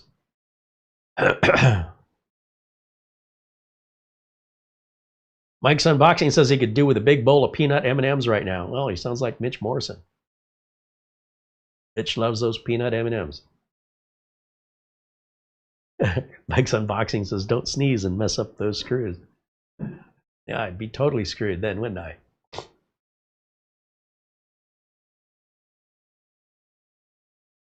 Kevin says, I want to thank you for your promo codes. It saved me a lot of money on Windows keys because I had to get a new board. Yeah, I'm glad you saved money. I'm glad we could save you money with legitimate license keys, for sure.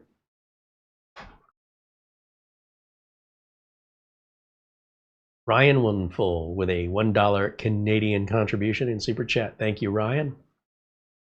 Alan Lindos with $17.77 in Super Chat says, just checking in by accident on a Sunday and found a rare podcast by Carrie. Hello, Carrie, Mara, and Chad. Yeah, as we're having this renovation work done during the week, it's the one day a week that work isn't being done and the house is quiet without all the banging and noise of construction or deconstruction, as the case may be. And of course, me fighting this cold, I was feeling a little better today. And definitely not a normal thing for us, but it might be normal through the month of March. We'll see how it goes. But after that, I think things will kind of go back to normal, but I wouldn't hold my breath. Thank you, Ellen. Jack Kugamis with a $5 Canadian Super Chat. Thank you, Jack. Dustin Fuller with $2 in Super Chat. Thank you, Dustin.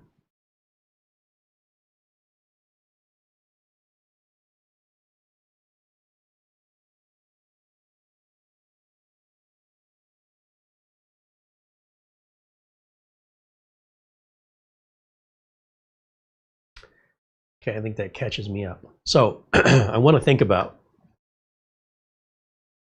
taking the armor off or bending the board.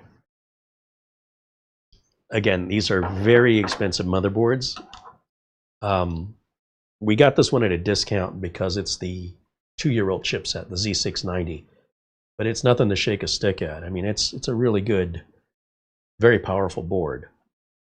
It's also heavy because it's got all this extra stuff all over it that isn't required. That's why other boards don't have this stuff. It's just adding an expense. It's an excuse to charge you a bit more. I'm kind of curious about taking this metal plate out here, this one here, because I kind of feel like that's getting in the way too. I mean, you know, when MSI says they're making an EATX motherboard, they're not joking.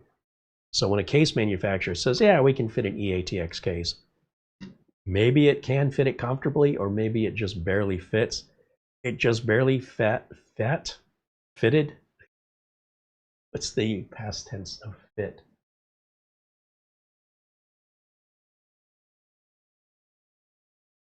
The board barely fit in the Cougar case, and it barely fits in this case. Fitted. That's the past, right? Fitted. It sounds weird. Anyway, don't mind me. English language. Give me something simple like math. All right, let's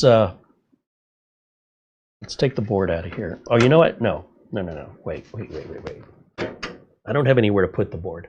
What I want to do is I want to set the case up right, and I don't want the board to fall out. So I just need to put one screw in it just to hold it in place. Let me get the board up right, and I can take the screws out that hold that piece in. And we'll worry about how this all goes back together some other point. That can come back to haunt me later. Yeah, that board definitely is moving down as I tighten that screw. Now, I wouldn't leave just one screw in it, but for what we're doing here today, one screw is all I need to keep the board from falling out on me, because that would be embarrassing.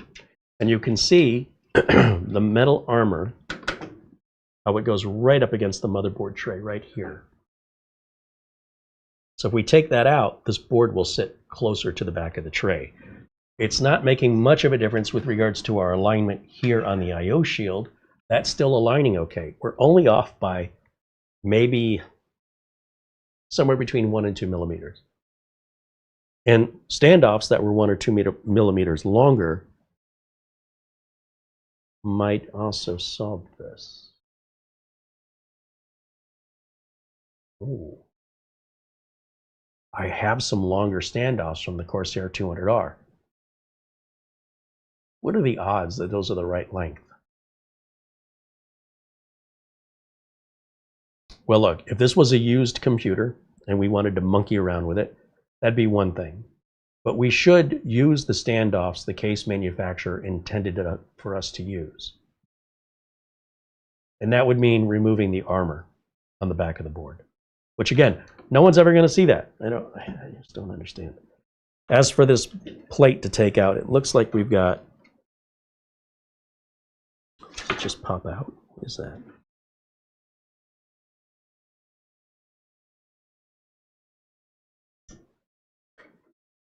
Got 4 screws.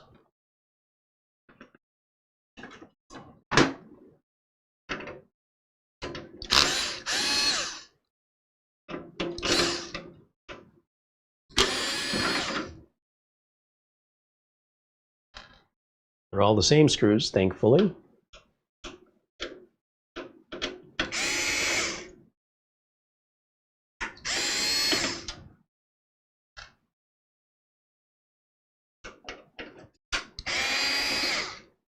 Okay. Now, in theory,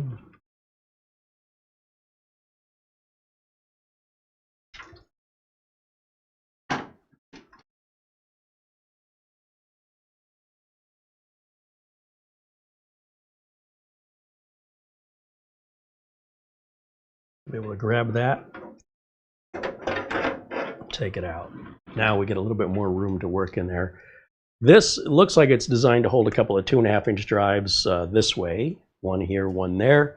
It also looks like there's room to put 2 2.5-inch drives right here and right here, where you see those little rubber grommets. So 4 2.5-inch drives. That helps explain all those little tiny thumb screws.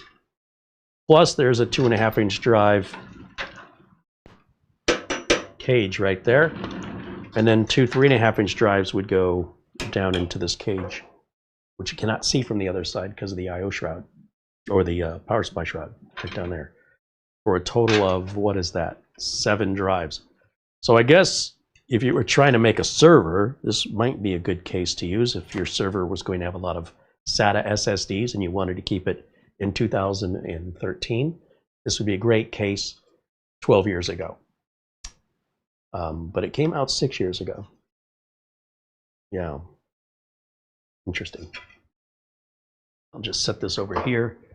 Let's see how many more parts I'm going to have to take off to make this thing work. But you see what I was referring to, these wiring grommets are about useless for us because they're just hitting the back of the board. On a standard ATX motherboard, that would fit much nicer. And I was hopeful that because of the extreme size to this case, we weren't going to run into the same issues we had on the Cougar case, which is exactly the same issues. Rats. But we don't have to use these. We can run the cables through here and then put that panel back over it to cover it up.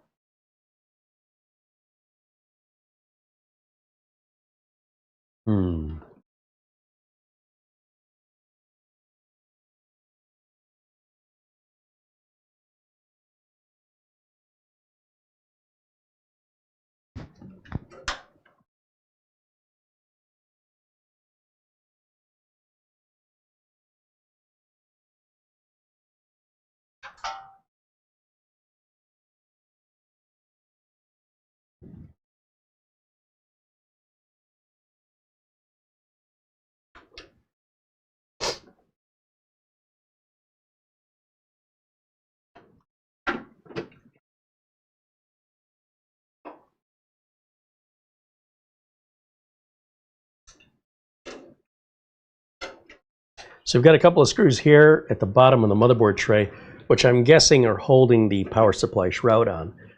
Back in the day, it was pretty common to be able to pull the whole motherboard tray out, work on the motherboard tray separately, and then put it back in the case. And there are still some cases designed that way today. The Thermaltake helicopter, the Cougar bunker case, both still have the old-fashioned slide-out motherboard trays, but they're getting rarer and rarer. This is all riveted in, so these screws must hold in the power supply shroud. So I have a few decisions to make on the build, right? Before I take it any further, do I want to yet try another case that's bigger to fit this darn board? Or am I willing to accept, between the combination of putting less in this that the Cougar originally had, use that metal plate as our cable management, which it is designed for, instead of these rubber grommets, which are useless to us with this motherboard? Or do we get a case that's better designed, which would mean the case would need to be, well, it wouldn't necessarily need to be any longer. It just needs, the motherboard tray would have to be longer. I don't know. What would you do if you were me? It's not like we don't have a bunch of other motherboards that'll fit in this. This is probably the only board we have that will not fit in a standard case, or will fit, but it's going to have a little bit of overlap, a little extend further than an ordinary board will. Hence why it's called an EATX board. And when I'm buying a case that says it supports an EATX motherboard, I expect it to fit better than this. So we're at a crossroads here. As I mentioned, I have plenty of other motherboards, all of which will fit in here much, much easier. Won't require this much work. What would you do if you were me? It's taking me this long to figure out, is this something I want to continue, or do I want to back away from this path? It's decision-making time.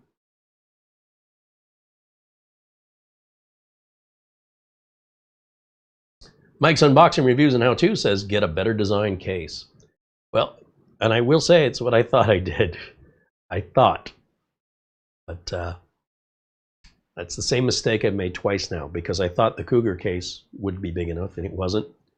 And then thought the H500M would be big enough. It kind of is, but not the way I pictured it in my head. Rick Legg says, keep the board, ditch the case. John Paul Bacon says, EATX wasn't an official ATX standard. It's an ATX standard. Okay, so what we determine to be official or not determines or is decided by a committee or by the marketplace. So if the marketplace has decided, and it does seem to me the marketplace has decided, then what that means is, without there being a well-defined standard, you have to be within a certain tolerance of length and width to qualify for that. As a result, I kind of feel like whether or not it's official doesn't really matter, because it is. And it is in abundance. When you're looking for EATX boards, there are lots of them, and there are lots of EATX cases. And at the end of the day, it comes down to the measurements, right? Because the EATX standard fits a variance. I don't know what it is, but it's when you go past the standard ATX, the official standard for ATX width and length, I don't think the length changes at all. It's simply the width. EATX boards are longer. And they're longer by however much longer an ATX board is at maximum to whatever they define it to be, within probably 1 inch to 2 inches would be my guess. But it's not a common issue, only because most of the time EATX motherboards were used in server style rack mount cases. And those are usually quite roomy.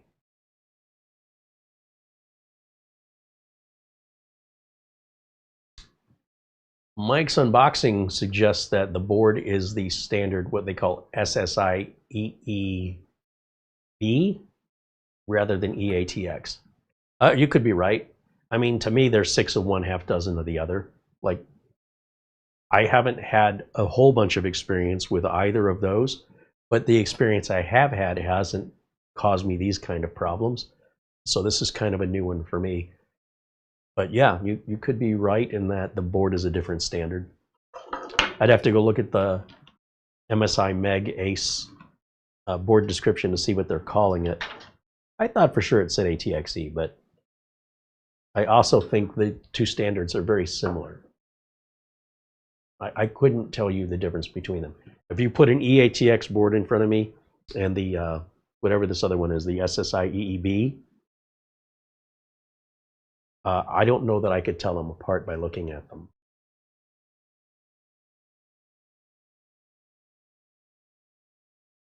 He said an SSI EEB is 12 inches by 13 inches. Well, We'd have to look up the dimensions of the board. It seems like 12 by 13 would make it more square. This seems much more rectangular. I don't know what the standard height of a motherboard is, but the height standard of ATX isn't being changed here. It's just the width that's changing.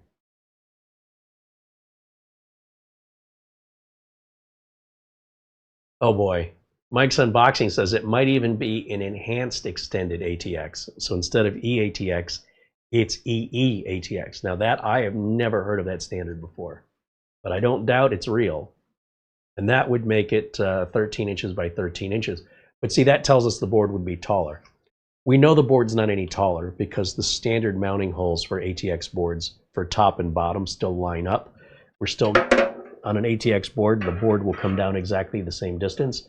The board goes up the same distance. There's no height difference between this motherboard and a regular, ordinary, everyday micro ATX board would be at the top. It wouldn't quite go all the way down to the bottom. Micro ATX board would be not as long. And the micro ATX board would be just as wide, or at least within the width tolerance of standard ATX. So this board is definitely longer, but it's the same length. It's definitely wider, that's what I mean to say. What do you think? It's eATX 12 by 10.9. It's an eATX. It measures 12 inches by 10 inches. 10.9? 10.9. So 12 by 11. Which way's the 12? Well, 12's got to be the width, because it's longer than it is taller, at least when it's mounted in that position. Yeah. So it is eATX. And the board says, or the case says it's eATX too, right? Didn't look that up, but I will. Pretty sure I looked at all that, but all the links are in the video notes. Links are in the video notes. Thank you, Mara.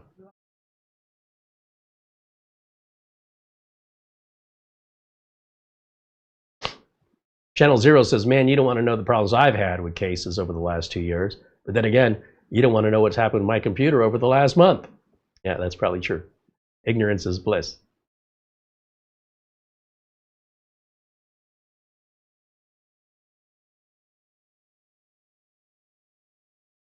Yeah, Mike's Unboxing Reviews has got it. MSI, call it eATX, and list the board as 12 inches by 10.9. Yeah. But MSI on the same page says it's 12 by 9. Well, that's a big difference. I don't think that's going to be 9 inches any way around.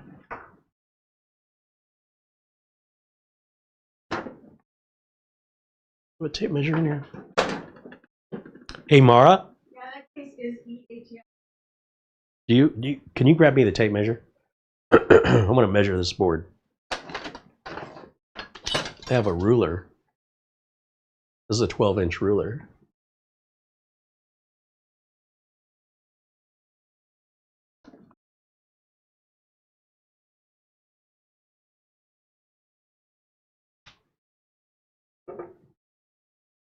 Yeah, it's about 12 inches tall.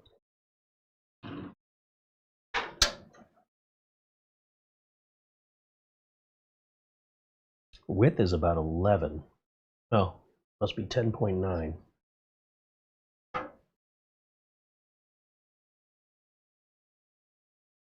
I would guess this is 12 by 10.9. What did we say it was?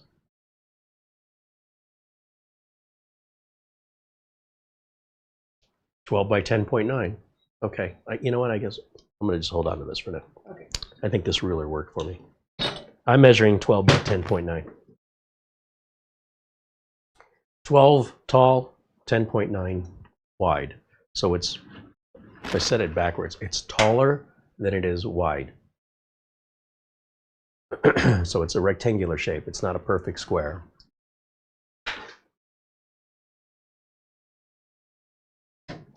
You know what breaks my heart is there's so much money in this. You know, the CPU itself, just the CPU, without the cooler, without the motherboard, without the RAM, without the storage, without the case, without the power supply. $465 after sales tax, just for the chip. The motherboard, we got it on sale, but this was a $600 motherboard. So you're at over $1,050 Then you add the RAM, you add the storage, you add the cost of the case. This is a $180 case. You have the cost of a power supply, which will probably be about $150. And to have it not fit right doesn't fit right with me.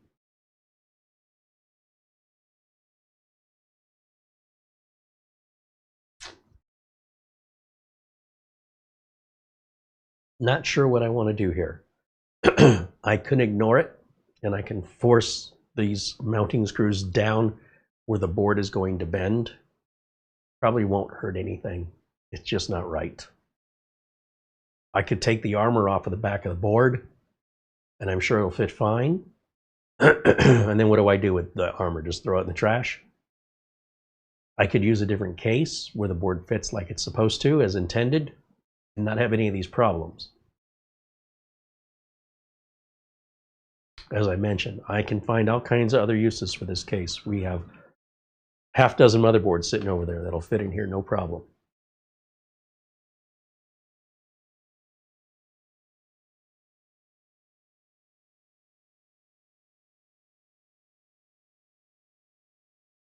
Just looking in the chat to see what you guys have to say here.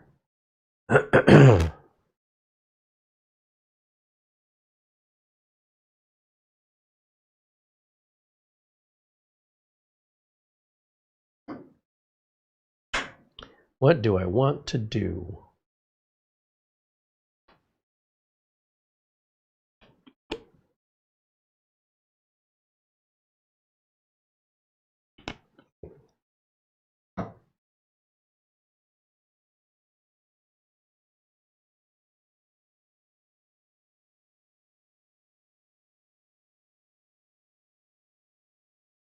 A lot of people are suggesting in the chat room choose a different case. This is the second case I've tried that promotes itself, excuse me. It promotes itself as being EATX compatible, and I suppose technically it is, but it's a tight fit. It's not comfortable.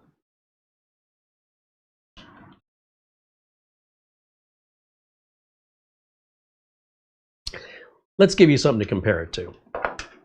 Let me just, for the sake of making a point, show you the difference in the ease of installation, the ease of reducing the struggle that I am experiencing by literally taking any other motherboard we have here and just putting it in there, just to show you the difference.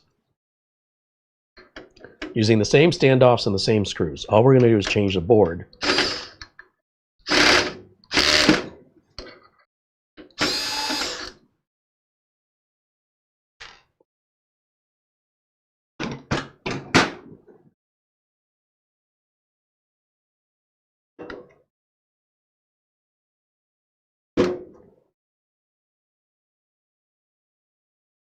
You know, the other kick in the pants with these high-end boards is they fully expect you to have your own graphics card. There is no video output on this as far as HDMI or DisplayPort. We have to go through USB Type-C to HDMI adapter, or we have to provide our own graphics card. This is on a $600 motherboard. There's a lot of I/O on here. There's a lot of fan headers. There's a lot of everything on this board, and that's what you're paying for. It's also very, very heavy. So if I want to build something that expensive and fancy, it really needs to be in a big fancy case, right? To have it all matched up together. Let me set that down. Don't mind me as I walk past the camera here and shuffle over to the spare parts. What do I have here?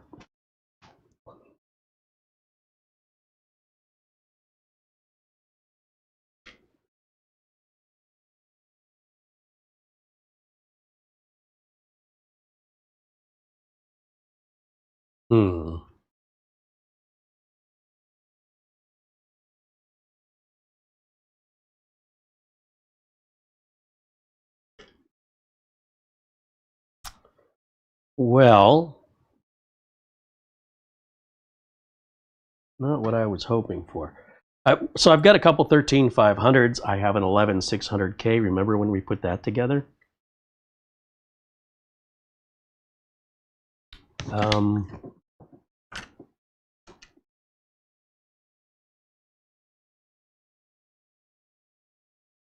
Boy, oh boy, decisions.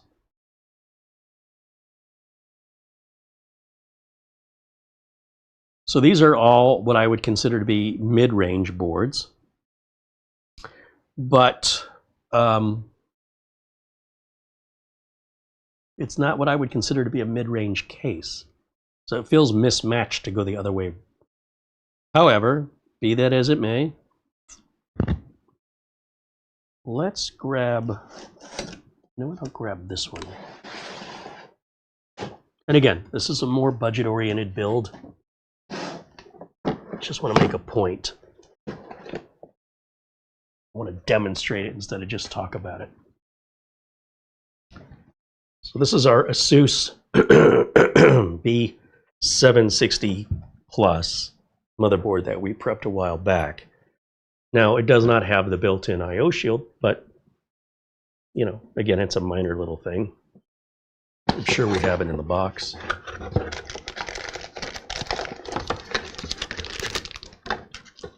And while I'm using a stock cooler on it, we can still, for decorative purposes, put a liquid cooler on here. Or not. And just to give you an idea of the size difference. So first of all, let me just set this down for a second. And you notice I'm always picking the boards up by their heat sinks. That's the safest way to handle your board.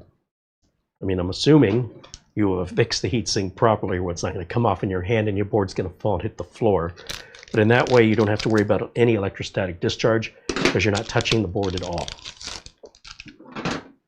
But you see, this was just taken out of the package. This was all prepped and then just sitting. This board does not have Wi-Fi on it. It's a pretty basic motherboard. And if I put the I/O shield in here, what we're probably going to find is we don't have any problems with the length of the standoffs and that this all fits fine. But it also would have fit fine on a $70 case versus a $180 case, right? So the case in this example is now the extreme part. Instead of everything being extreme together, which to me just doesn't add up, doesn't make sense. However, we have the same exact mounting holes. We have the 3 mounting holes across the bottom of the board, 3 across the middle, 3 across the top. No different than the MSI extended ATX. They're all in the same location, which is again why CoolerMaster should have already had those standoffs pre-installed just out of the box.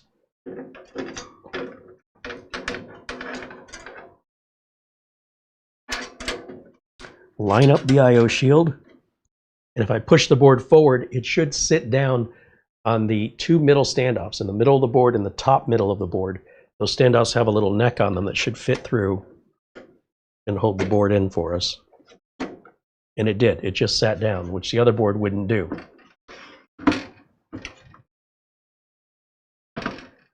Now, I'm going to just put 1 screw in here so I can demonstrate the clearance now that we're going to have for our cables that we lost with that longer board, or I should say wider board. So I'm going to grab this and we'll grab one of these. I'll just put one in the middle here. Okay, that's going to hold the board in for us. Now visually, take a look inside the case. Now these wiring grommets are fully available for us to use where they were covered up on the other board. So that's really the difference between eATX and ATX. In most cases, the boards are just a bit wider. And a case that says they're accommodating eATX, I would define as doing it equally either way. You know, either having some kind of a piece that moves left or right, that is your wiring grommets, or, I don't know, just a different design. Something that would allow for the use of micro ATX, ATX, or eATX, and would accommodate that regardless of what you selected equally across the board. Bear in mind, we also have our GPU support bracket, which will also fit in there, and it won't be such a tight fit. It is a massive difference in the difficulty in assembly, as well as, you know, this concern of flexing the board. This board doesn't flex at all. When we put it in there, it lines up with the standoffs perfectly. We come around the back.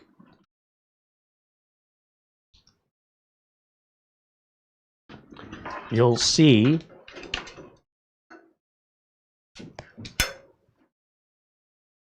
no motherboard armor. You can see all of the soldering points on the back of the board, and that's not hurting anything. And the armor covering that stuff up doesn't do anything. It's not even for show because there's nobody to show it to. Once this panel's on and we have the plastic covers that go over this, they're going to cover all that up anyway. It's like armor on top of armor within a glass plate. And again, why this has a glass plate on this side, no sense to me. But look how much easier that's going to be to work on. We still have RGB here. We have RGB here. It's still going to look pretty. And we don't have to put a liquid cooler in if we don't want to. That cooler, what do we have here? I had the little index card that told me what was on this. This is an i5-13500. It does not require anything more than that cooler. That's the stock cooler that it comes with. We're not overclocking it.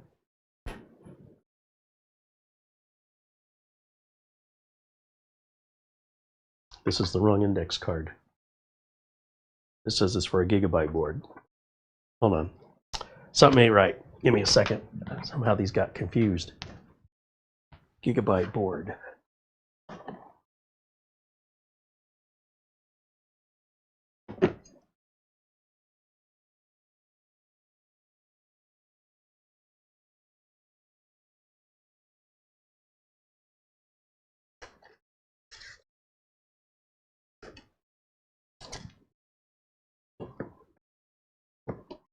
I don't see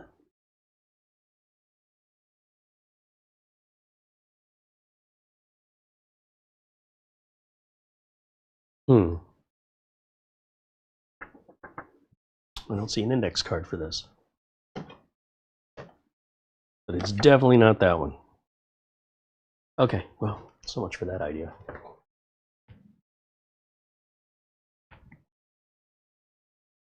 I'm not sure what's under the hood here, unless it's in here. Well, it's not in here either. We'll have to turn it on to figure out what's in there. This is a B760 Plus. So if we look at my video library at the B760 Plus prep, this was one of the boards that was used for testing what ultimately became the 13th and 14th gen power issues that were related to both some minor error in Intel manufacturing, but as well as the motherboard manufacturers sending way too much voltage to both regular K type CPUs like 13900K, 13700K, or 13600K, and then non-K CPUs were also involved. And a BIOS update fixed that, and a manufacturing update fixed it on Intel's side. And it's no longer an issue anymore, but I didn't know that at the time, so I had bought one ASRock, one Asus, 1 gigabyte, one MSI, so we could try and figure out what was going on with why these chips were running so hot and they were so difficult to cool.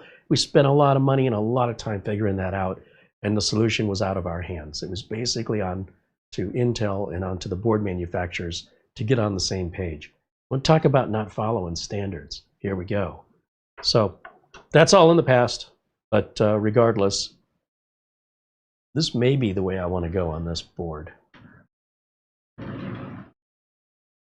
Now, this wouldn't be rear connect compatible because the case came out 6 years ago and there was no such thing as a rear connect motherboard back then. So that option's off the table.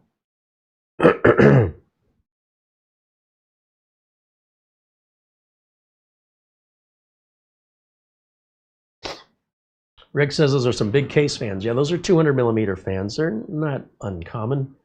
There's plenty of case manufacturers out there that include 200 millimeter fans. 20 centimeters.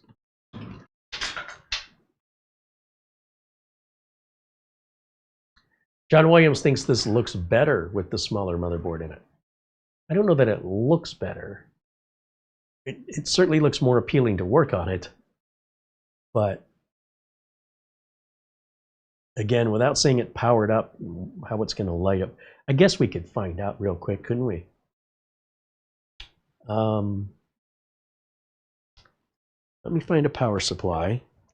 Because I can get an index card because I don't know where my index card is, so I can inventory what's on there. So this is something I have to do anyway.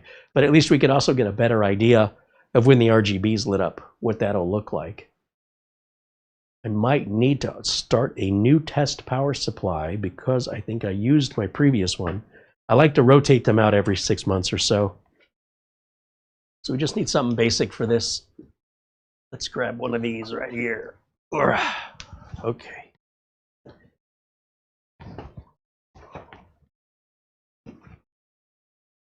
It's just an awfully big case for a motherboard that would just work fine in a standard size case. And it puts me back to square one again in finding an appropriate case for that MSI Meg. I mean, this is a serious challenge. I know I can fit that board into Robot's Foot, the big, forget the name of it. It's a Cougar case that will fit. But my plan was to put like an Ultra 9 in there. Not that we've got the money for that right now, but you know, eventually. I need some kind of big open frame style case, I think. And I'm not a fan of those in Arizona because they collect so much dust. They're also very difficult to hide the cable management on, because you can see everything from all sides at all times.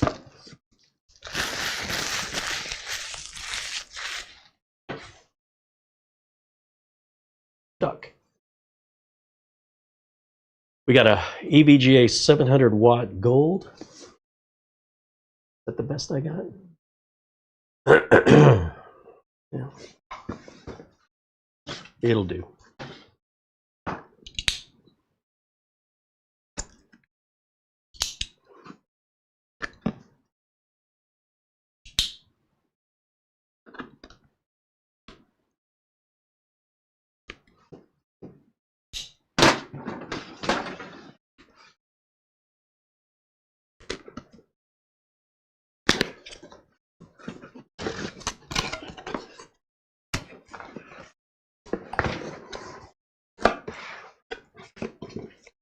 Documentation can go over there. Oh, good. Let's open this was not going to be modular. Power supply. Definitely going to need a bigger desk. There should be a little baggie of screws in here. There it is. Those are power supply screws. Oh, and they're silver. Great.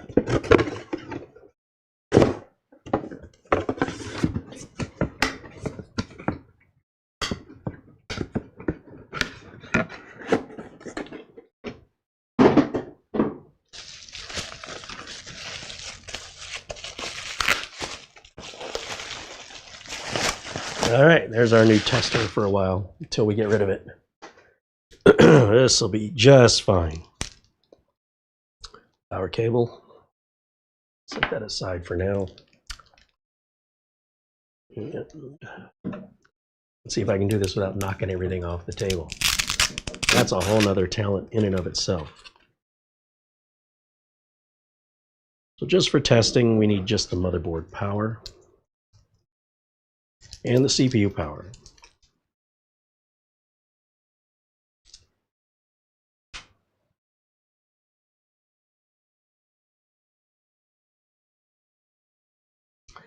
For this testing, you know, 500 watt power supply is really all we needed for this, but we'll use the 750 because that's what I grabbed.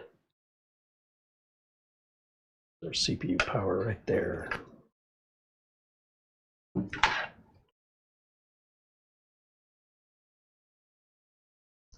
These other cables, this is a great way to get stuff all tripped up, so we're going to just fold them back up.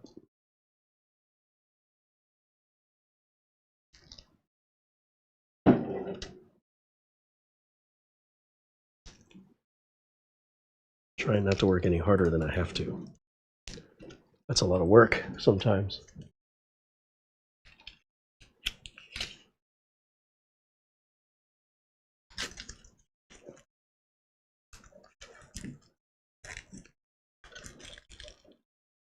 Okay.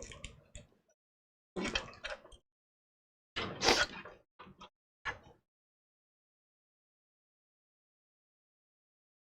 think all these are the same.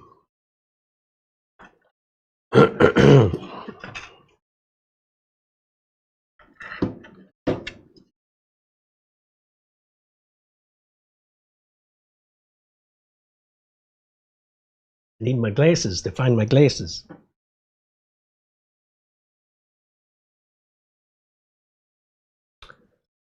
All right, let's try this. One connector here. And bear in mind, we don't have the support screws installed yet, so I want to be careful not to flex the board around too much as I'm pushing these connectors on. These big connectors do require a little bit of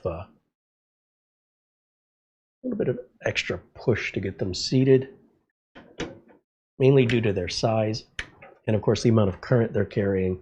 They're the highest current cables coming out of the power supply, so you want to make sure they're fully seated, and they're going to be less flexible, and they're going to need to seat in there strongly.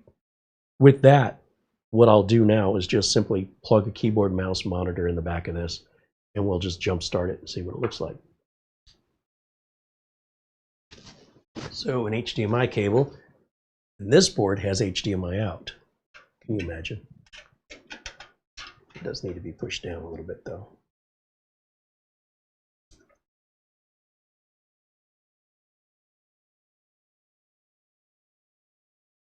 Uh-oh, I might not have seated that correctly.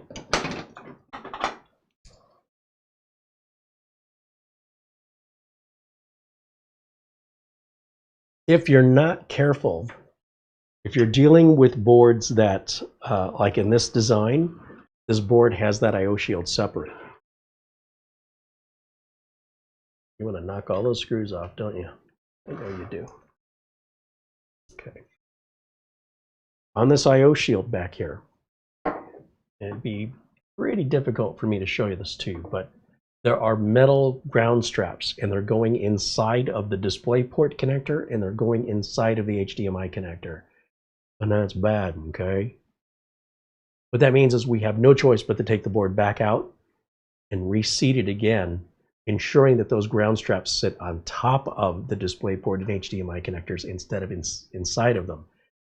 That is such a bad design from ASUS on this. I don't even know where to start. It shouldn't be that easy to force a ground strap into a connector. What you're going to find is if you try and put a connector in there, it's going to be really tight, and it's creating a potential ground fault because it's not meant to be inside. It's meant to be on the outside. And when you're dealing with boards like what we just had where the I/O shield is already on, there's no way you can have this problem. This only exists with cheap I/O shields. That's just usually comes along with the price of the board. The cheaper the board is, the more difficult, detail-oriented the install has to be. But it's also true on more expensive the board is. When you go to the opposite end, those also, as you can tell from today's video, tend to be a little bit more complicated and detailed in the installation, and that it doesn't follow what's normal, what's typical, at least what's normal to me. So to fix this, what I have to do now is tilt the board down, put it back on its face. I do kind of wish I just tied all this up because it's really just getting in my way. So I'm just thinking if we wrap this up, use the same cable tie that's already on here, or wire tie.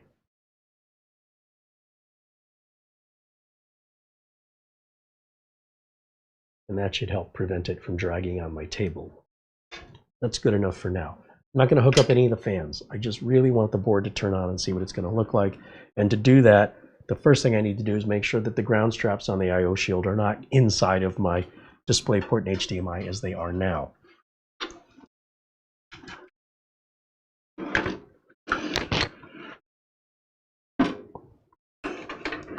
Now, for most of you that would be building at home, you would just leave the case down. I have to keep setting it up to show you the inside of it. But if you're not filming it, you would just leave it in a down position. It's so much easier to work with gravity. And now let me take out the one screw that I put in there. Thankfully, I only put in one at this point. so that I can reseat this back in the I/O shield, being fully aware this time and paying particular attention to the grounding straps around the HDMI and DisplayPort. And one of the ways you fix that is just simply bend those grounding straps up a little bit so that they don't go inside. Also, when you're feeding the board in through the holes of the I/O shield, yeah, I'm still catching on this ground strap here on the DisplayPort. So we just bend them up in a way, not too far. We still want them to touch, but we want them on the outside, not on the inside. Wow, that is actually quite difficult.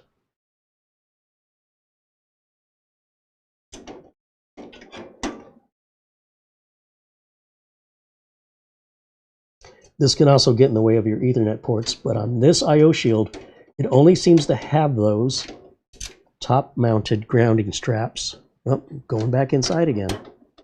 Wow, that's terrible.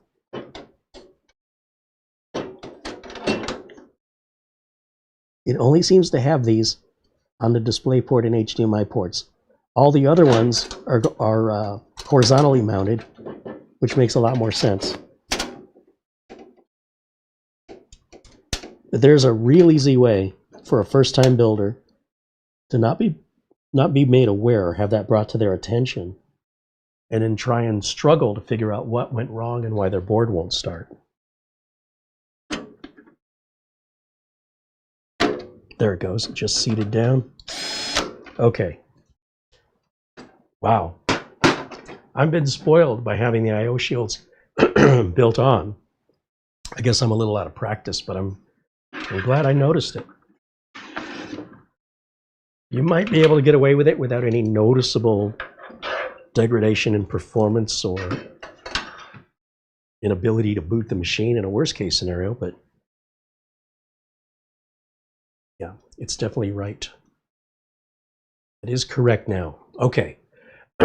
Something you really want to check if you're a first-time builder, heck, even if you're an experienced builder, before you get too carried away with getting everything installed, pay attention to make sure that your USB ports, your DisplayPort, HDMI port, Ethernet port, that there's no grounding straps going inside of them.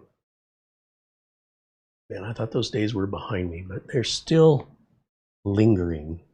You can often tell from the other side as well. If you get a flashlight and get a good look in there, see if the I/O straps are sitting on top like they're supposed to be.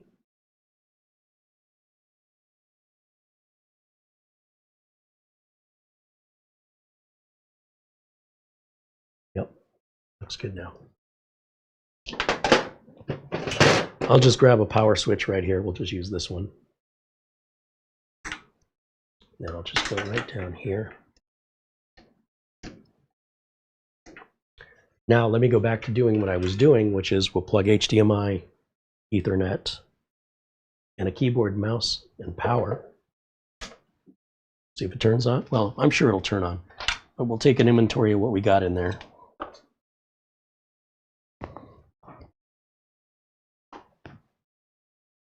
Okay, HDMI cable, keyboard and a mouse right over here.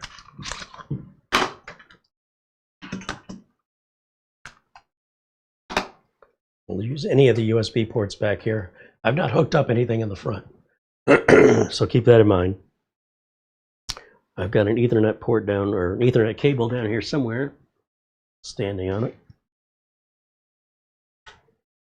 And then I need a power cable. Okay. Turn the power switch on, hit my power button. We should see the RAM start to light up.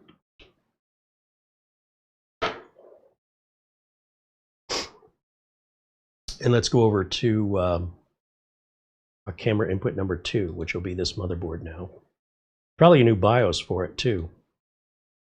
See what happens here. Oof, that was quick. Okay, full screen over here for me. We're in 4K. Display settings. Bigger.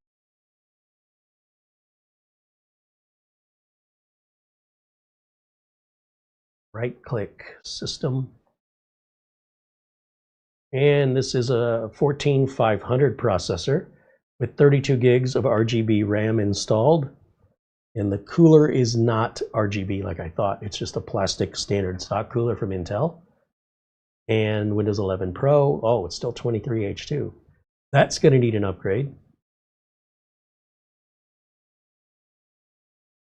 Settings. Date.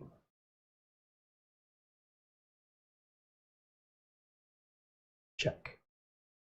Okay, so well, that's probably going to be a couple hours to do all of those missing updates.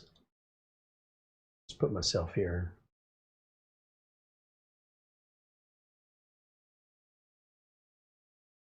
We have we have a few of these extra Intel Luminar RGB coolers that came with the 14900, 13900, 12900, which are way overkill for what this chip is, but it's metal instead of plastic and it's RGB, which would fit this case and it's look much better, especially when those two RGB fans are plugged in. And we'll just leave the top free of anything, so no liquid cooler, none of that. But it also means we end up with a much bigger case than we needed to for effectively a standard build in a non-standard, larger than standard case. It's still going to look spectacular. It's going to fit real easy. Going to have a lot of room in this case. Certainly not going to have any airflow problems. However, it is not what I intended to build. And I am still stuck with trying to find a case that MSI Meg Ace board is going to fit into comfortably. This ain't it, and the Cougar case previously that it was housed in, also not it. And it's an amazing motherboard. It's not by any means a sacrifice to use it, but trying to find a case where everything fits to my level of what I'm expecting it to be. Again, we could make it work. We could have made it work in the Cougar case too. I don't want to make any sacrifices. At this price point, I don't want to cut it cheap on the install. We've got a lot of money in parts here.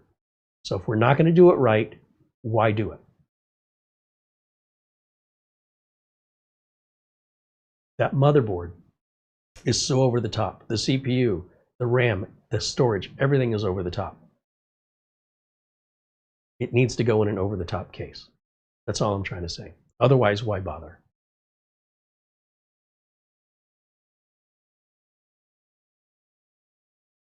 Let me take a quick look in the chat and see what you guys are saying.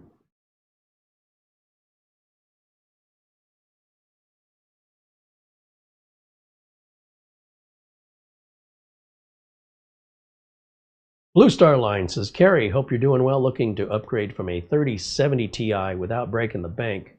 It's for Flight Sim 2024, so VRAM is key. Any recommendations without going broke? You know, that kind of stuff is an expensive luxury. It's like asking me for a budget-priced Rolls Royce. You know, there might be some suggestions in the chat room, but the more you spend, the more you're going to get. AMD's got their new 9000 series cards coming out. They might be worth looking at for you for better value.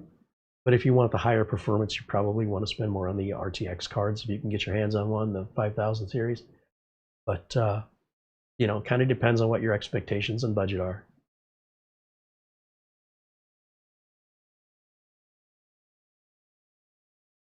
John Williams says, is that the same workbench you had at Studio B? This is a workbench that was at Studio B off camera. But no, it is not the same workbench that was on camera. It's like a video driver's going in, or the machine went to sleep. Which I'm guessing is sleep. Let me take a look at those sleep settings. Apparently when I built this, I was very quick to install Windows and put it away without even so much as Uncle Carrie's Windows 10 optimizer. I didn't make any modifications to this build. So, I mean, I could just as easily just install Windows 24H2 from scratch. I wouldn't lose anything. Just have to put the drivers back on. But just for grins and giggles, let's just edit our power settings here.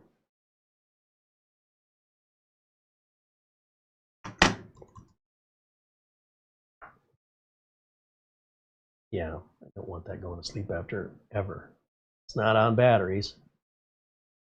And then the other thing I do is search permissions down here. Right there. Scroll all the way to the last option. Right here. Turn that off. That gets rid of that nonsense down there. And we'll go backwards. No, it's not there. Close it. Back to Windows. So I probably didn't activate this either. Let's see. Activation status. No. So I'll buy a key for Windows 10 Pro, and we'll just activate Windows 11 Pro with that 10 Pro key, which is a few dollars savings. Well, Microsoft is still allowing us to do so, which I expect will go on at least until mid-October, and we'll see what Microsoft wants to do after that. But as long as we're grandfathered in, once we're activated, we're good for the life of the motherboard, regardless if Microsoft says the upgrade offer, the free upgrade offer is disabled or discontinued. As long as we got in before the doors closed, we're inside. Okay, so we're good. Now, this says it's ready to restart, but I want to wait for the other update to finish. So I don't have to. And with that, we'll start wrapping it up for today's video. I think what I will end up doing off camera is I'll go ahead and finish putting the screws in here. I don't know if I'm going to use that power supply. Probably use I think I have a 650, maybe something a little cheaper put in here. I'm really on the fence about putting this relatively budget build into a $180 case. That's my dilemma right now.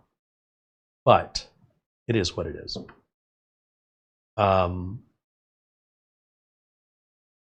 It will be easy to build. I will tell you that hooking up the front fans, putting the rear fan back on, plugging everything into the board with the ARGB headers, that's nothing. Side panels go back on, lid goes back on. Done.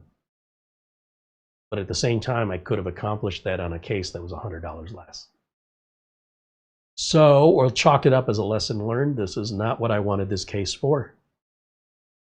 But it is what it is. And I could make the MSI Meg fit in there. Just don't think I want to. But maybe I'll change my mind. I don't know. I'm not happy either way. Very dissatisfying.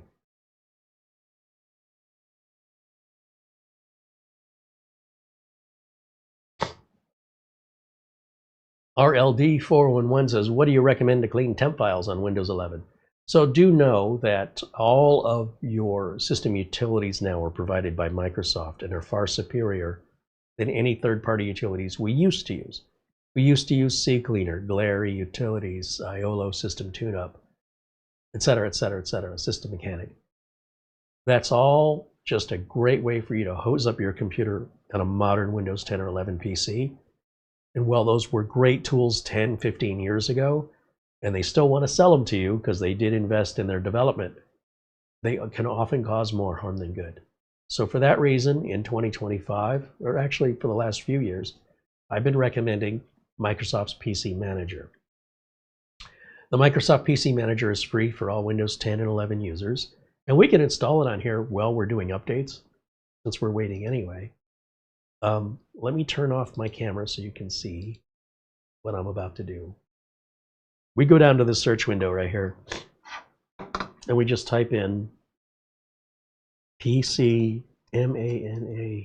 Right there, it automatically comes up with the suggestion. I can push enter. Nope, that's not what I want to do. Let me go back. Do over.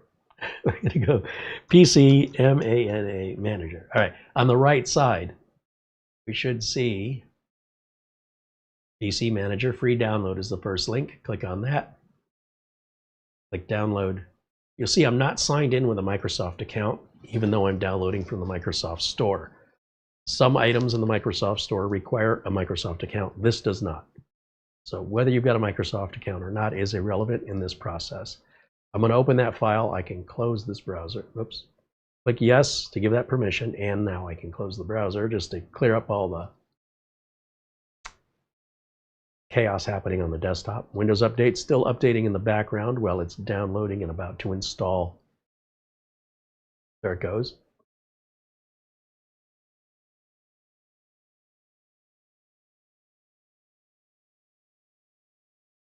Close this. Close this. Automatically start PC Manager when I sign into Windows. Yep. Now, it may give you a check to restore Windows default settings. I don't like that. I would uncheck that if you see it.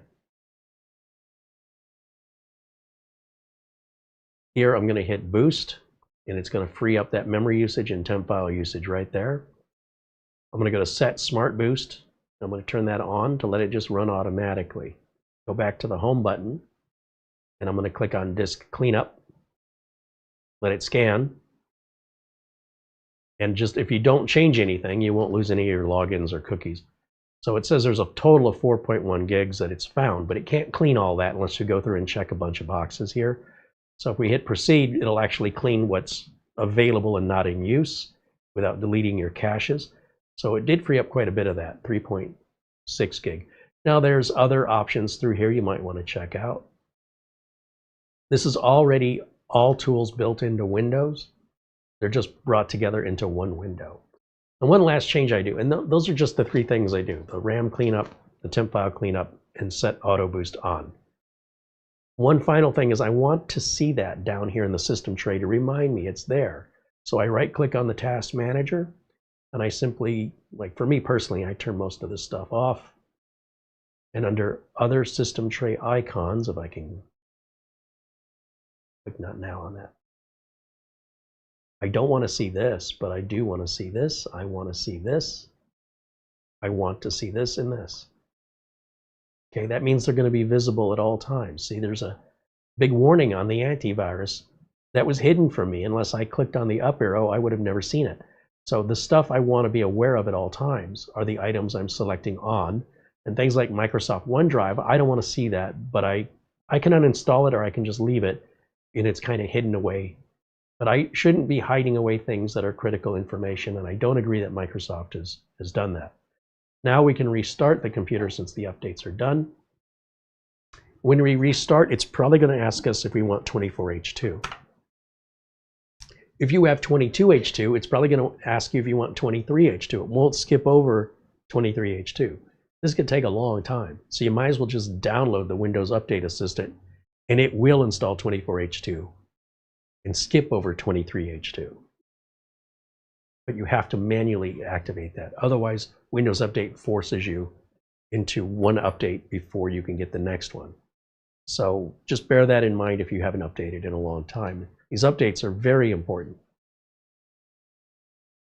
John Williams says, I love PC Manager. It's a great tool. Well, it's free and it's safe.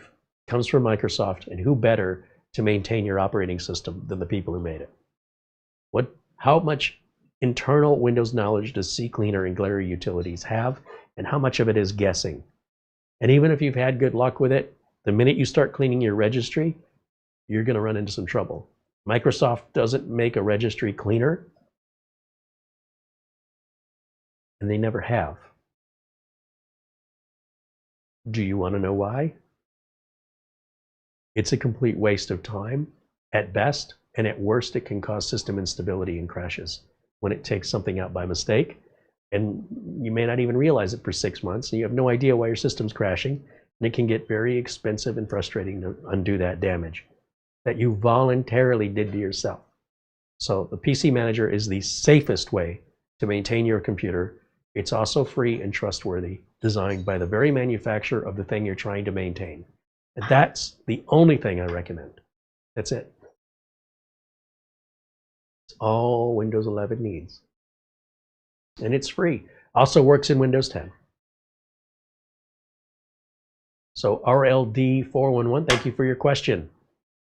Dustin Fuller says, great stream as always. Thank you, Dustin. Blue Star Line said it's a big disappointment that Microsoft PC Manager is not available in the UK or Ireland. Well, that's not Microsoft's fault. That's the European Union. That's your government, not Microsoft. So all you have to do if you live in the UK or Ireland or in the European Union is change your region settings.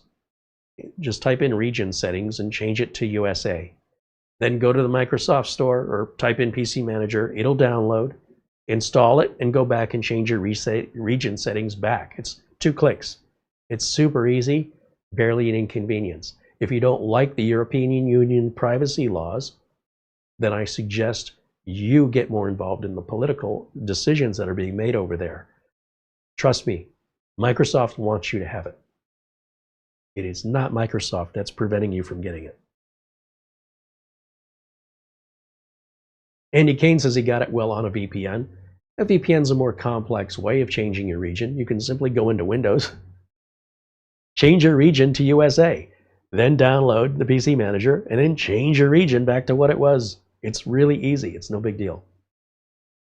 It's not exactly, some criminal genius mind required to get around that European Union obstacle.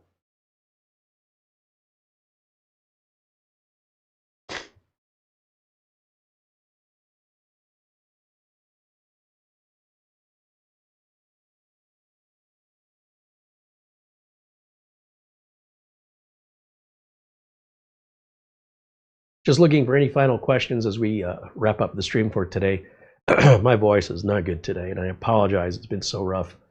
I just really wanted to come on and continue this. I wanted to get it all built up and fired up today, but I did not know I'd be taking it all apart. But it is what it is.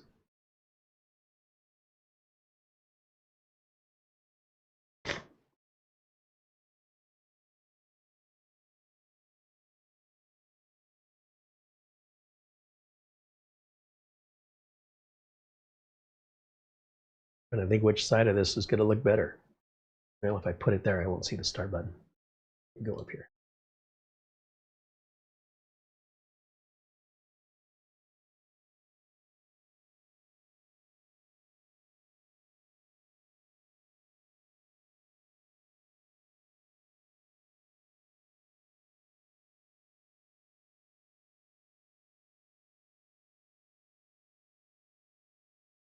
Let me turn off camera 1 for a second so I can see this whole screen, because I want to go back over to Windows Update and see if it offers me 24H2. If you ever get this screen and you want it to go away, this remind me in 3 days isn't going to make it go away, but for 3 days. Eventually, you're going to just have to deal with it. So all you have to do is hit continue, hit skip, hit not now, hit back, hit skip for now. You're done. It won't bother you again. Not for a long time. We'll go back over to Windows Updates.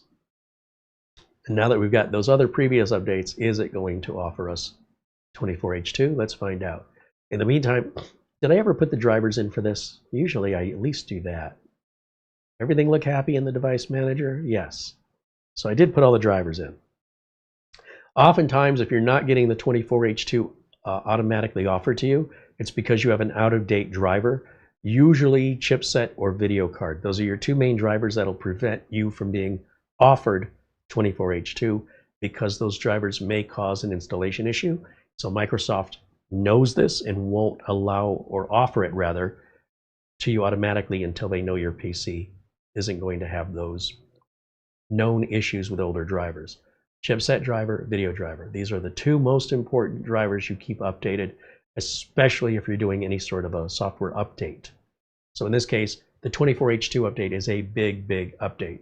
And if things aren't right and it crashes, what do people do? They blame Microsoft, when Microsoft's not the one who made your damn drivers. So if you look here, Windows 11 24H2 is finally now being offered to us. That means all our drivers are good and current, and the previous prerequisite updates were already installed. And you'll see it does get offered to you when things are right. Forcing it when things are wrong does not make things right necessarily. You're just extending your problems on, so then you can blame Microsoft for it. So I want you to think twice about your actions and take responsibility for your decisions. There's a reason Microsoft holds Windows 24H2 back from some individuals. And if you take the time to figure out why, you'll become wiser. But if you just brute force it on top, you might be successful, but you might have some consequences. And you were most likely going to blame Microsoft for that. But when it gets offered automatically for the Windows Update, it should be smooth every time. Just so you know. This might not have been the case with Windows updates years ago, but that's how it is today. Things are constantly improving, getting better. The awareness of the operating system to the Windows update servers, understanding what drivers can cause problems.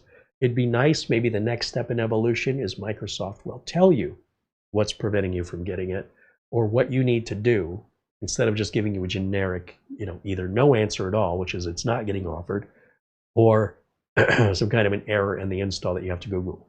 Ideally, the next step of evolution will be that these solutions will be better explained and even afforded to you by just saying click here if you approve. That allows Microsoft to make the necessary changes, provided the manufacturers of the drivers cooperate with Microsoft, which they don't always do.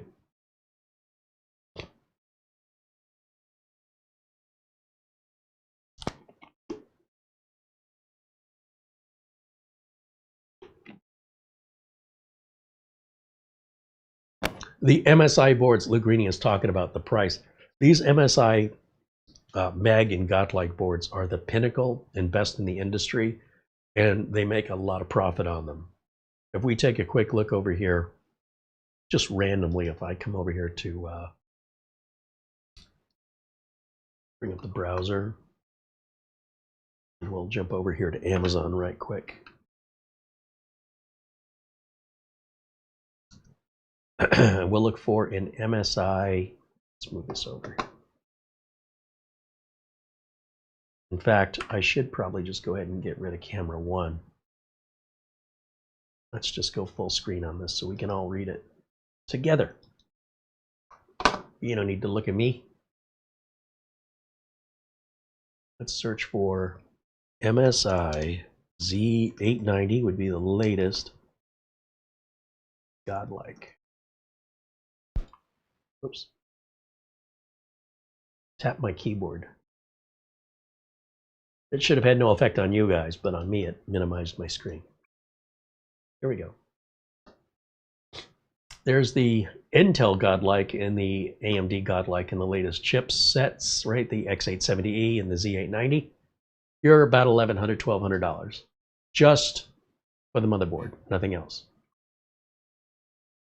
We got ours cheaper because it's a couple years old, but if you want the latest and greatest, open your wallet. If you look at the I/O on this, it's crazy. Somewhere there should be a picture of the I/O. Here we go. That should pretty much cover it. But do you see an HDMI output on there? Do you see a display port out there? Because who would order a system like this, or a motherboard, who didn't also provide their own graphics card? Who would go so over the top with their motherboard that they would cheap out and just use integrated graphics? It is possible to use integrated graphics using one of these USB Type-Cs to HDMI or DisplayPort adapters, but at that price, you're not getting HDMI or DisplayPort, because it is assumed if you're spending that kind of money, integrated graphics would not be good enough for you.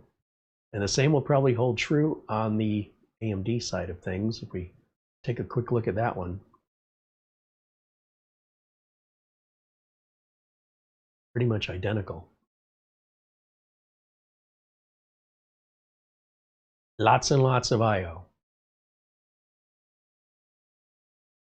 So if you looked at MSI's Z890 Live Mixer, which is the board I like, my keyboard will work. I want you to notice the price difference. ASRock Live Mixer Wi-Fi 7, $240. So about 30% of the cost. And look at how much I/O you have.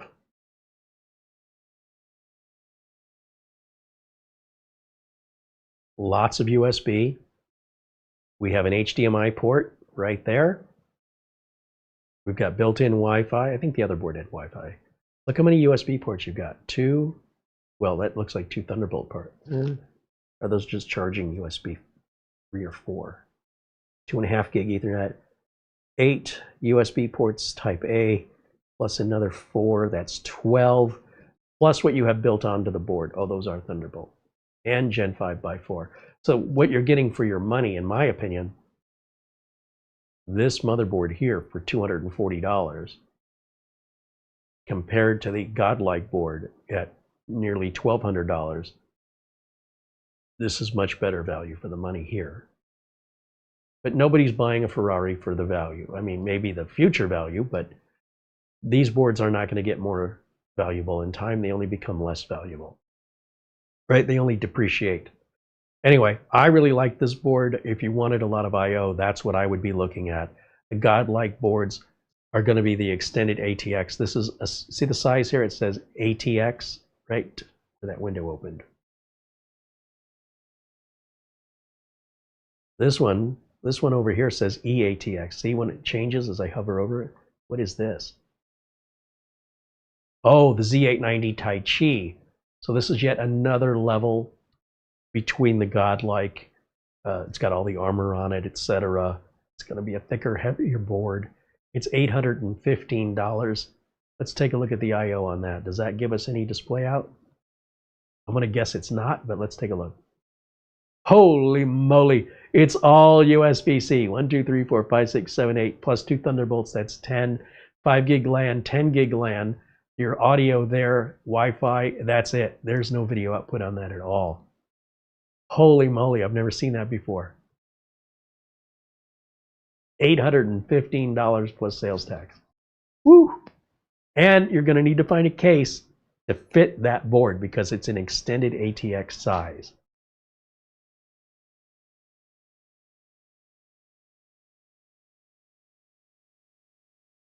This is called having too much money problems. Like there's even a 1 star. 3 stars. Works okay. For $815, it should wash my car and give me a foot massage.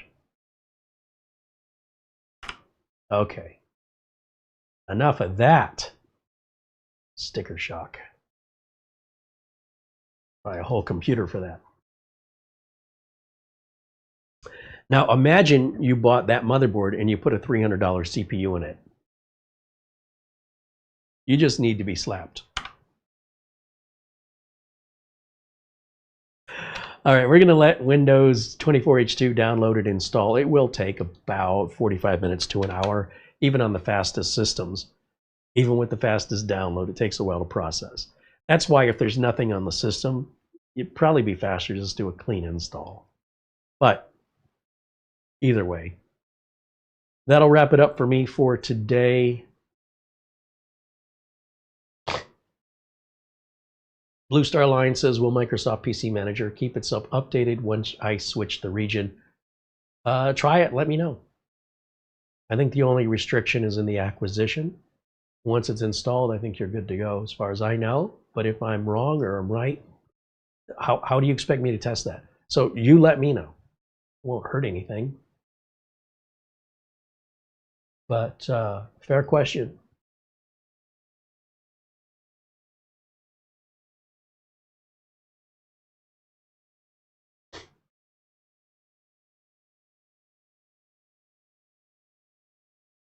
John Paul Bacon says the MSI Godlike is a Mercedes-Benz of motherboards. We could probably go one above that. Mercedes makes a brand called Maybach. M-A-Y-B-A-C-H. That's probably more appropriate.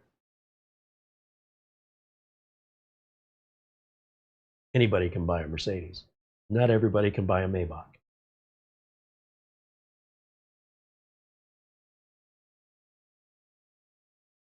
If you want to email us, I see some conversations about how to reach out to the show. Our email address is showcasecreate@gmail.com. Feel free to reach out anytime. I want to shout out a thank you again to our Super Chat contributors today, which are Dustin Fuller with a $2 Super Chat, Jack Kugelmess, Alan Lindos, Ryan Oneful, Planet Cryos. Several Super Chats today. Thank you, Planet Cryos. Thank you to Matthew Burton, who renews his membership. And a shout out as well to those Amazon gift cards, which I will check one more time with a final shout out of appreciation to our generous contributors. which includes Ulysses Cullen, who presented us with a $25 Amazon gift card. He said, because of you and your channel, I started building again. Thank you so much. I hope you enjoy the Amazon gift card. That tickles the heart. Thank you so much for letting us know that, and enjoy your builds. And another shout out to the super generous, very friendly and kind, supportive Mark Gaines, who sends us a $100 Amazon gift card. That enables us to maintain our independence and to have transparent and honest, uncut, unedited, live, unscripted videos to show you the challenges or the pleasures of building computers and different components, and how some manufacturers don't play well with others. These are important considerations outside of how does it perform that most channels don't cover. A lot of that's edited out and you'll never see it. Sometimes case design, case choice for builds may change in production because they say this isn't going to work, and that all stays on the cutting room floor. You guys are never made aware of those challenges. So we try to do what we can here to keep everything as honest and as transparent as possible. Whether or not it makes the manufacturers look bad or good is up to you to decide. That's going to wrap it up for me for today. A shout out, of course, to Mara for all the work she does on the channel administrative side of things. Our friends at SCD Keys, who I'm going to have to visit to buy an activation key, 30% off their already low prices, 6 months of support. Keys are guaranteed. They are legal. They are legit. Feel free to check with Microsoft. Feel free to run whatever tests you want. They're guaranteed. And if you have any issues, any troubles, you reach out to us at the email address. We'll certainly help you out. It's very rare anybody ever reaches out, but sometimes mistakes happen. We've had people buy the wrong keys, and that looks really suspicious. Like you bought a key, you used it, and you want to return it. It's like trying to return a book. Didn't you already read the book and now you want your money back? This isn't a library. Well, we're here to help you if such case exists. Sometimes these things, bizarre situations happen. Reach out to us. We'll make it right for you. We're always love to hear from our viewers. You're welcome to write in and visit our forums. We have the boards at kerryholzman.boards.net. Just as a reminder, I can show that to you over here. Jump over here right quick. And I'll just open the browser. And there should be links for everything in our video notes below this video. And just go up at the top and start typing kerryholzman.boards, not .com, .net. And then you'll create a free login. And we don't need any credit card or payment information. We just need you to sign up for an account. And this is a message forum where you can leave messages for each other that just stay there. So if somebody's in a different time zone and they see your message for the first time 12 hours from now or whenever they log in, then they'll respond to you. And then when you check in your local time, whenever you feel like it, and you can have a conversation that's not happening live, but it's a public conversation that others can join in. And it's a great way to share your enthusiasm and as well as get help on any problems you're having from the community, which are very, very kind individuals and also a lot smarter than me in solving a lot of these issues. So feel free to use that resource to its fullest extent. That's what it's there for, and it's for everybody. It's free for the world. So I hope you take advantage of it, and we'd love to see you in there. If you enjoy this content, you can let us know by hitting that thumbs up button. And if you haven't subscribed, be sure and hit the subscribe button. A lot of these videos appear in the live subsection of YouTube, and people think I'm not posting new content because they default to the video section. When you default to the video section, you're only going to see the recorded videos, not the live videos. It's frustrating that YouTube has hidden this from so many people who don't know. Now, I'm sure most of you are aware of it, but just in case you're not, if you go to my channel, we go back over here one more time. And this is true for all channels that have live videos. If you bring up whatever your browser is, and you go to YouTube,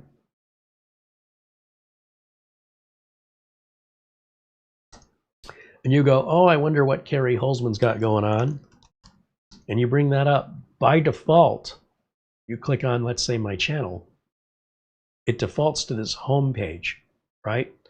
And there are something called videos. Well, those are not live videos or previously live videos. You need to go all the way over here See, these are short videos. These are playlists. These are my community posts. So many people do not look at the community posts. And this is also another way to interact. But right here, that's the live videos. That's where the bulk of all my content is. And you'll see it's just a few days ago. Nearly every week, there's 4 new videos here. Sometimes more. So people don't know that. They're just falling on videos. And they say, where'd all the videos go? Or they're in the home section and they don't realize they're separated out with what's live now, past lives, my short videos, the regular recorded videos, and then popular videos, which is a strange way for YouTube to organize this. And I don't agree with it. There's nothing I can do but make you aware of it. You want to go to the live section and you can see all the previous live content you might otherwise have been missing because YouTube is no longer presenting it to you. A live video is still a video. It should be over here. It used to be. Someone at YouTube thought it'd be a great idea to separate these, and it's cost channels a lot of viewers who think the channel just isn't making any more content. You can imagine the frustration from content creators like myself that go, what happened to my viewers? And the viewers are going, what happened to Carrie Hulsman? We can't find each other anymore. Obviously, if you're watching this video, you found me. There's how you can find me in the future. Thank you for hanging out with me today. Hope you enjoy the rest of your Sunday. It's back to the grindstone tomorrow. We're now into March. We're 2 months into 2025. We're 1/6 of the way through here. And before you know it, we'll be celebrating Christmas. I don't want to think about that right now. And hopefully when I talk to you next time, it won't be so nasally. Thank you for watching. I'll see you all again very, very soon. And until next time, bye for now.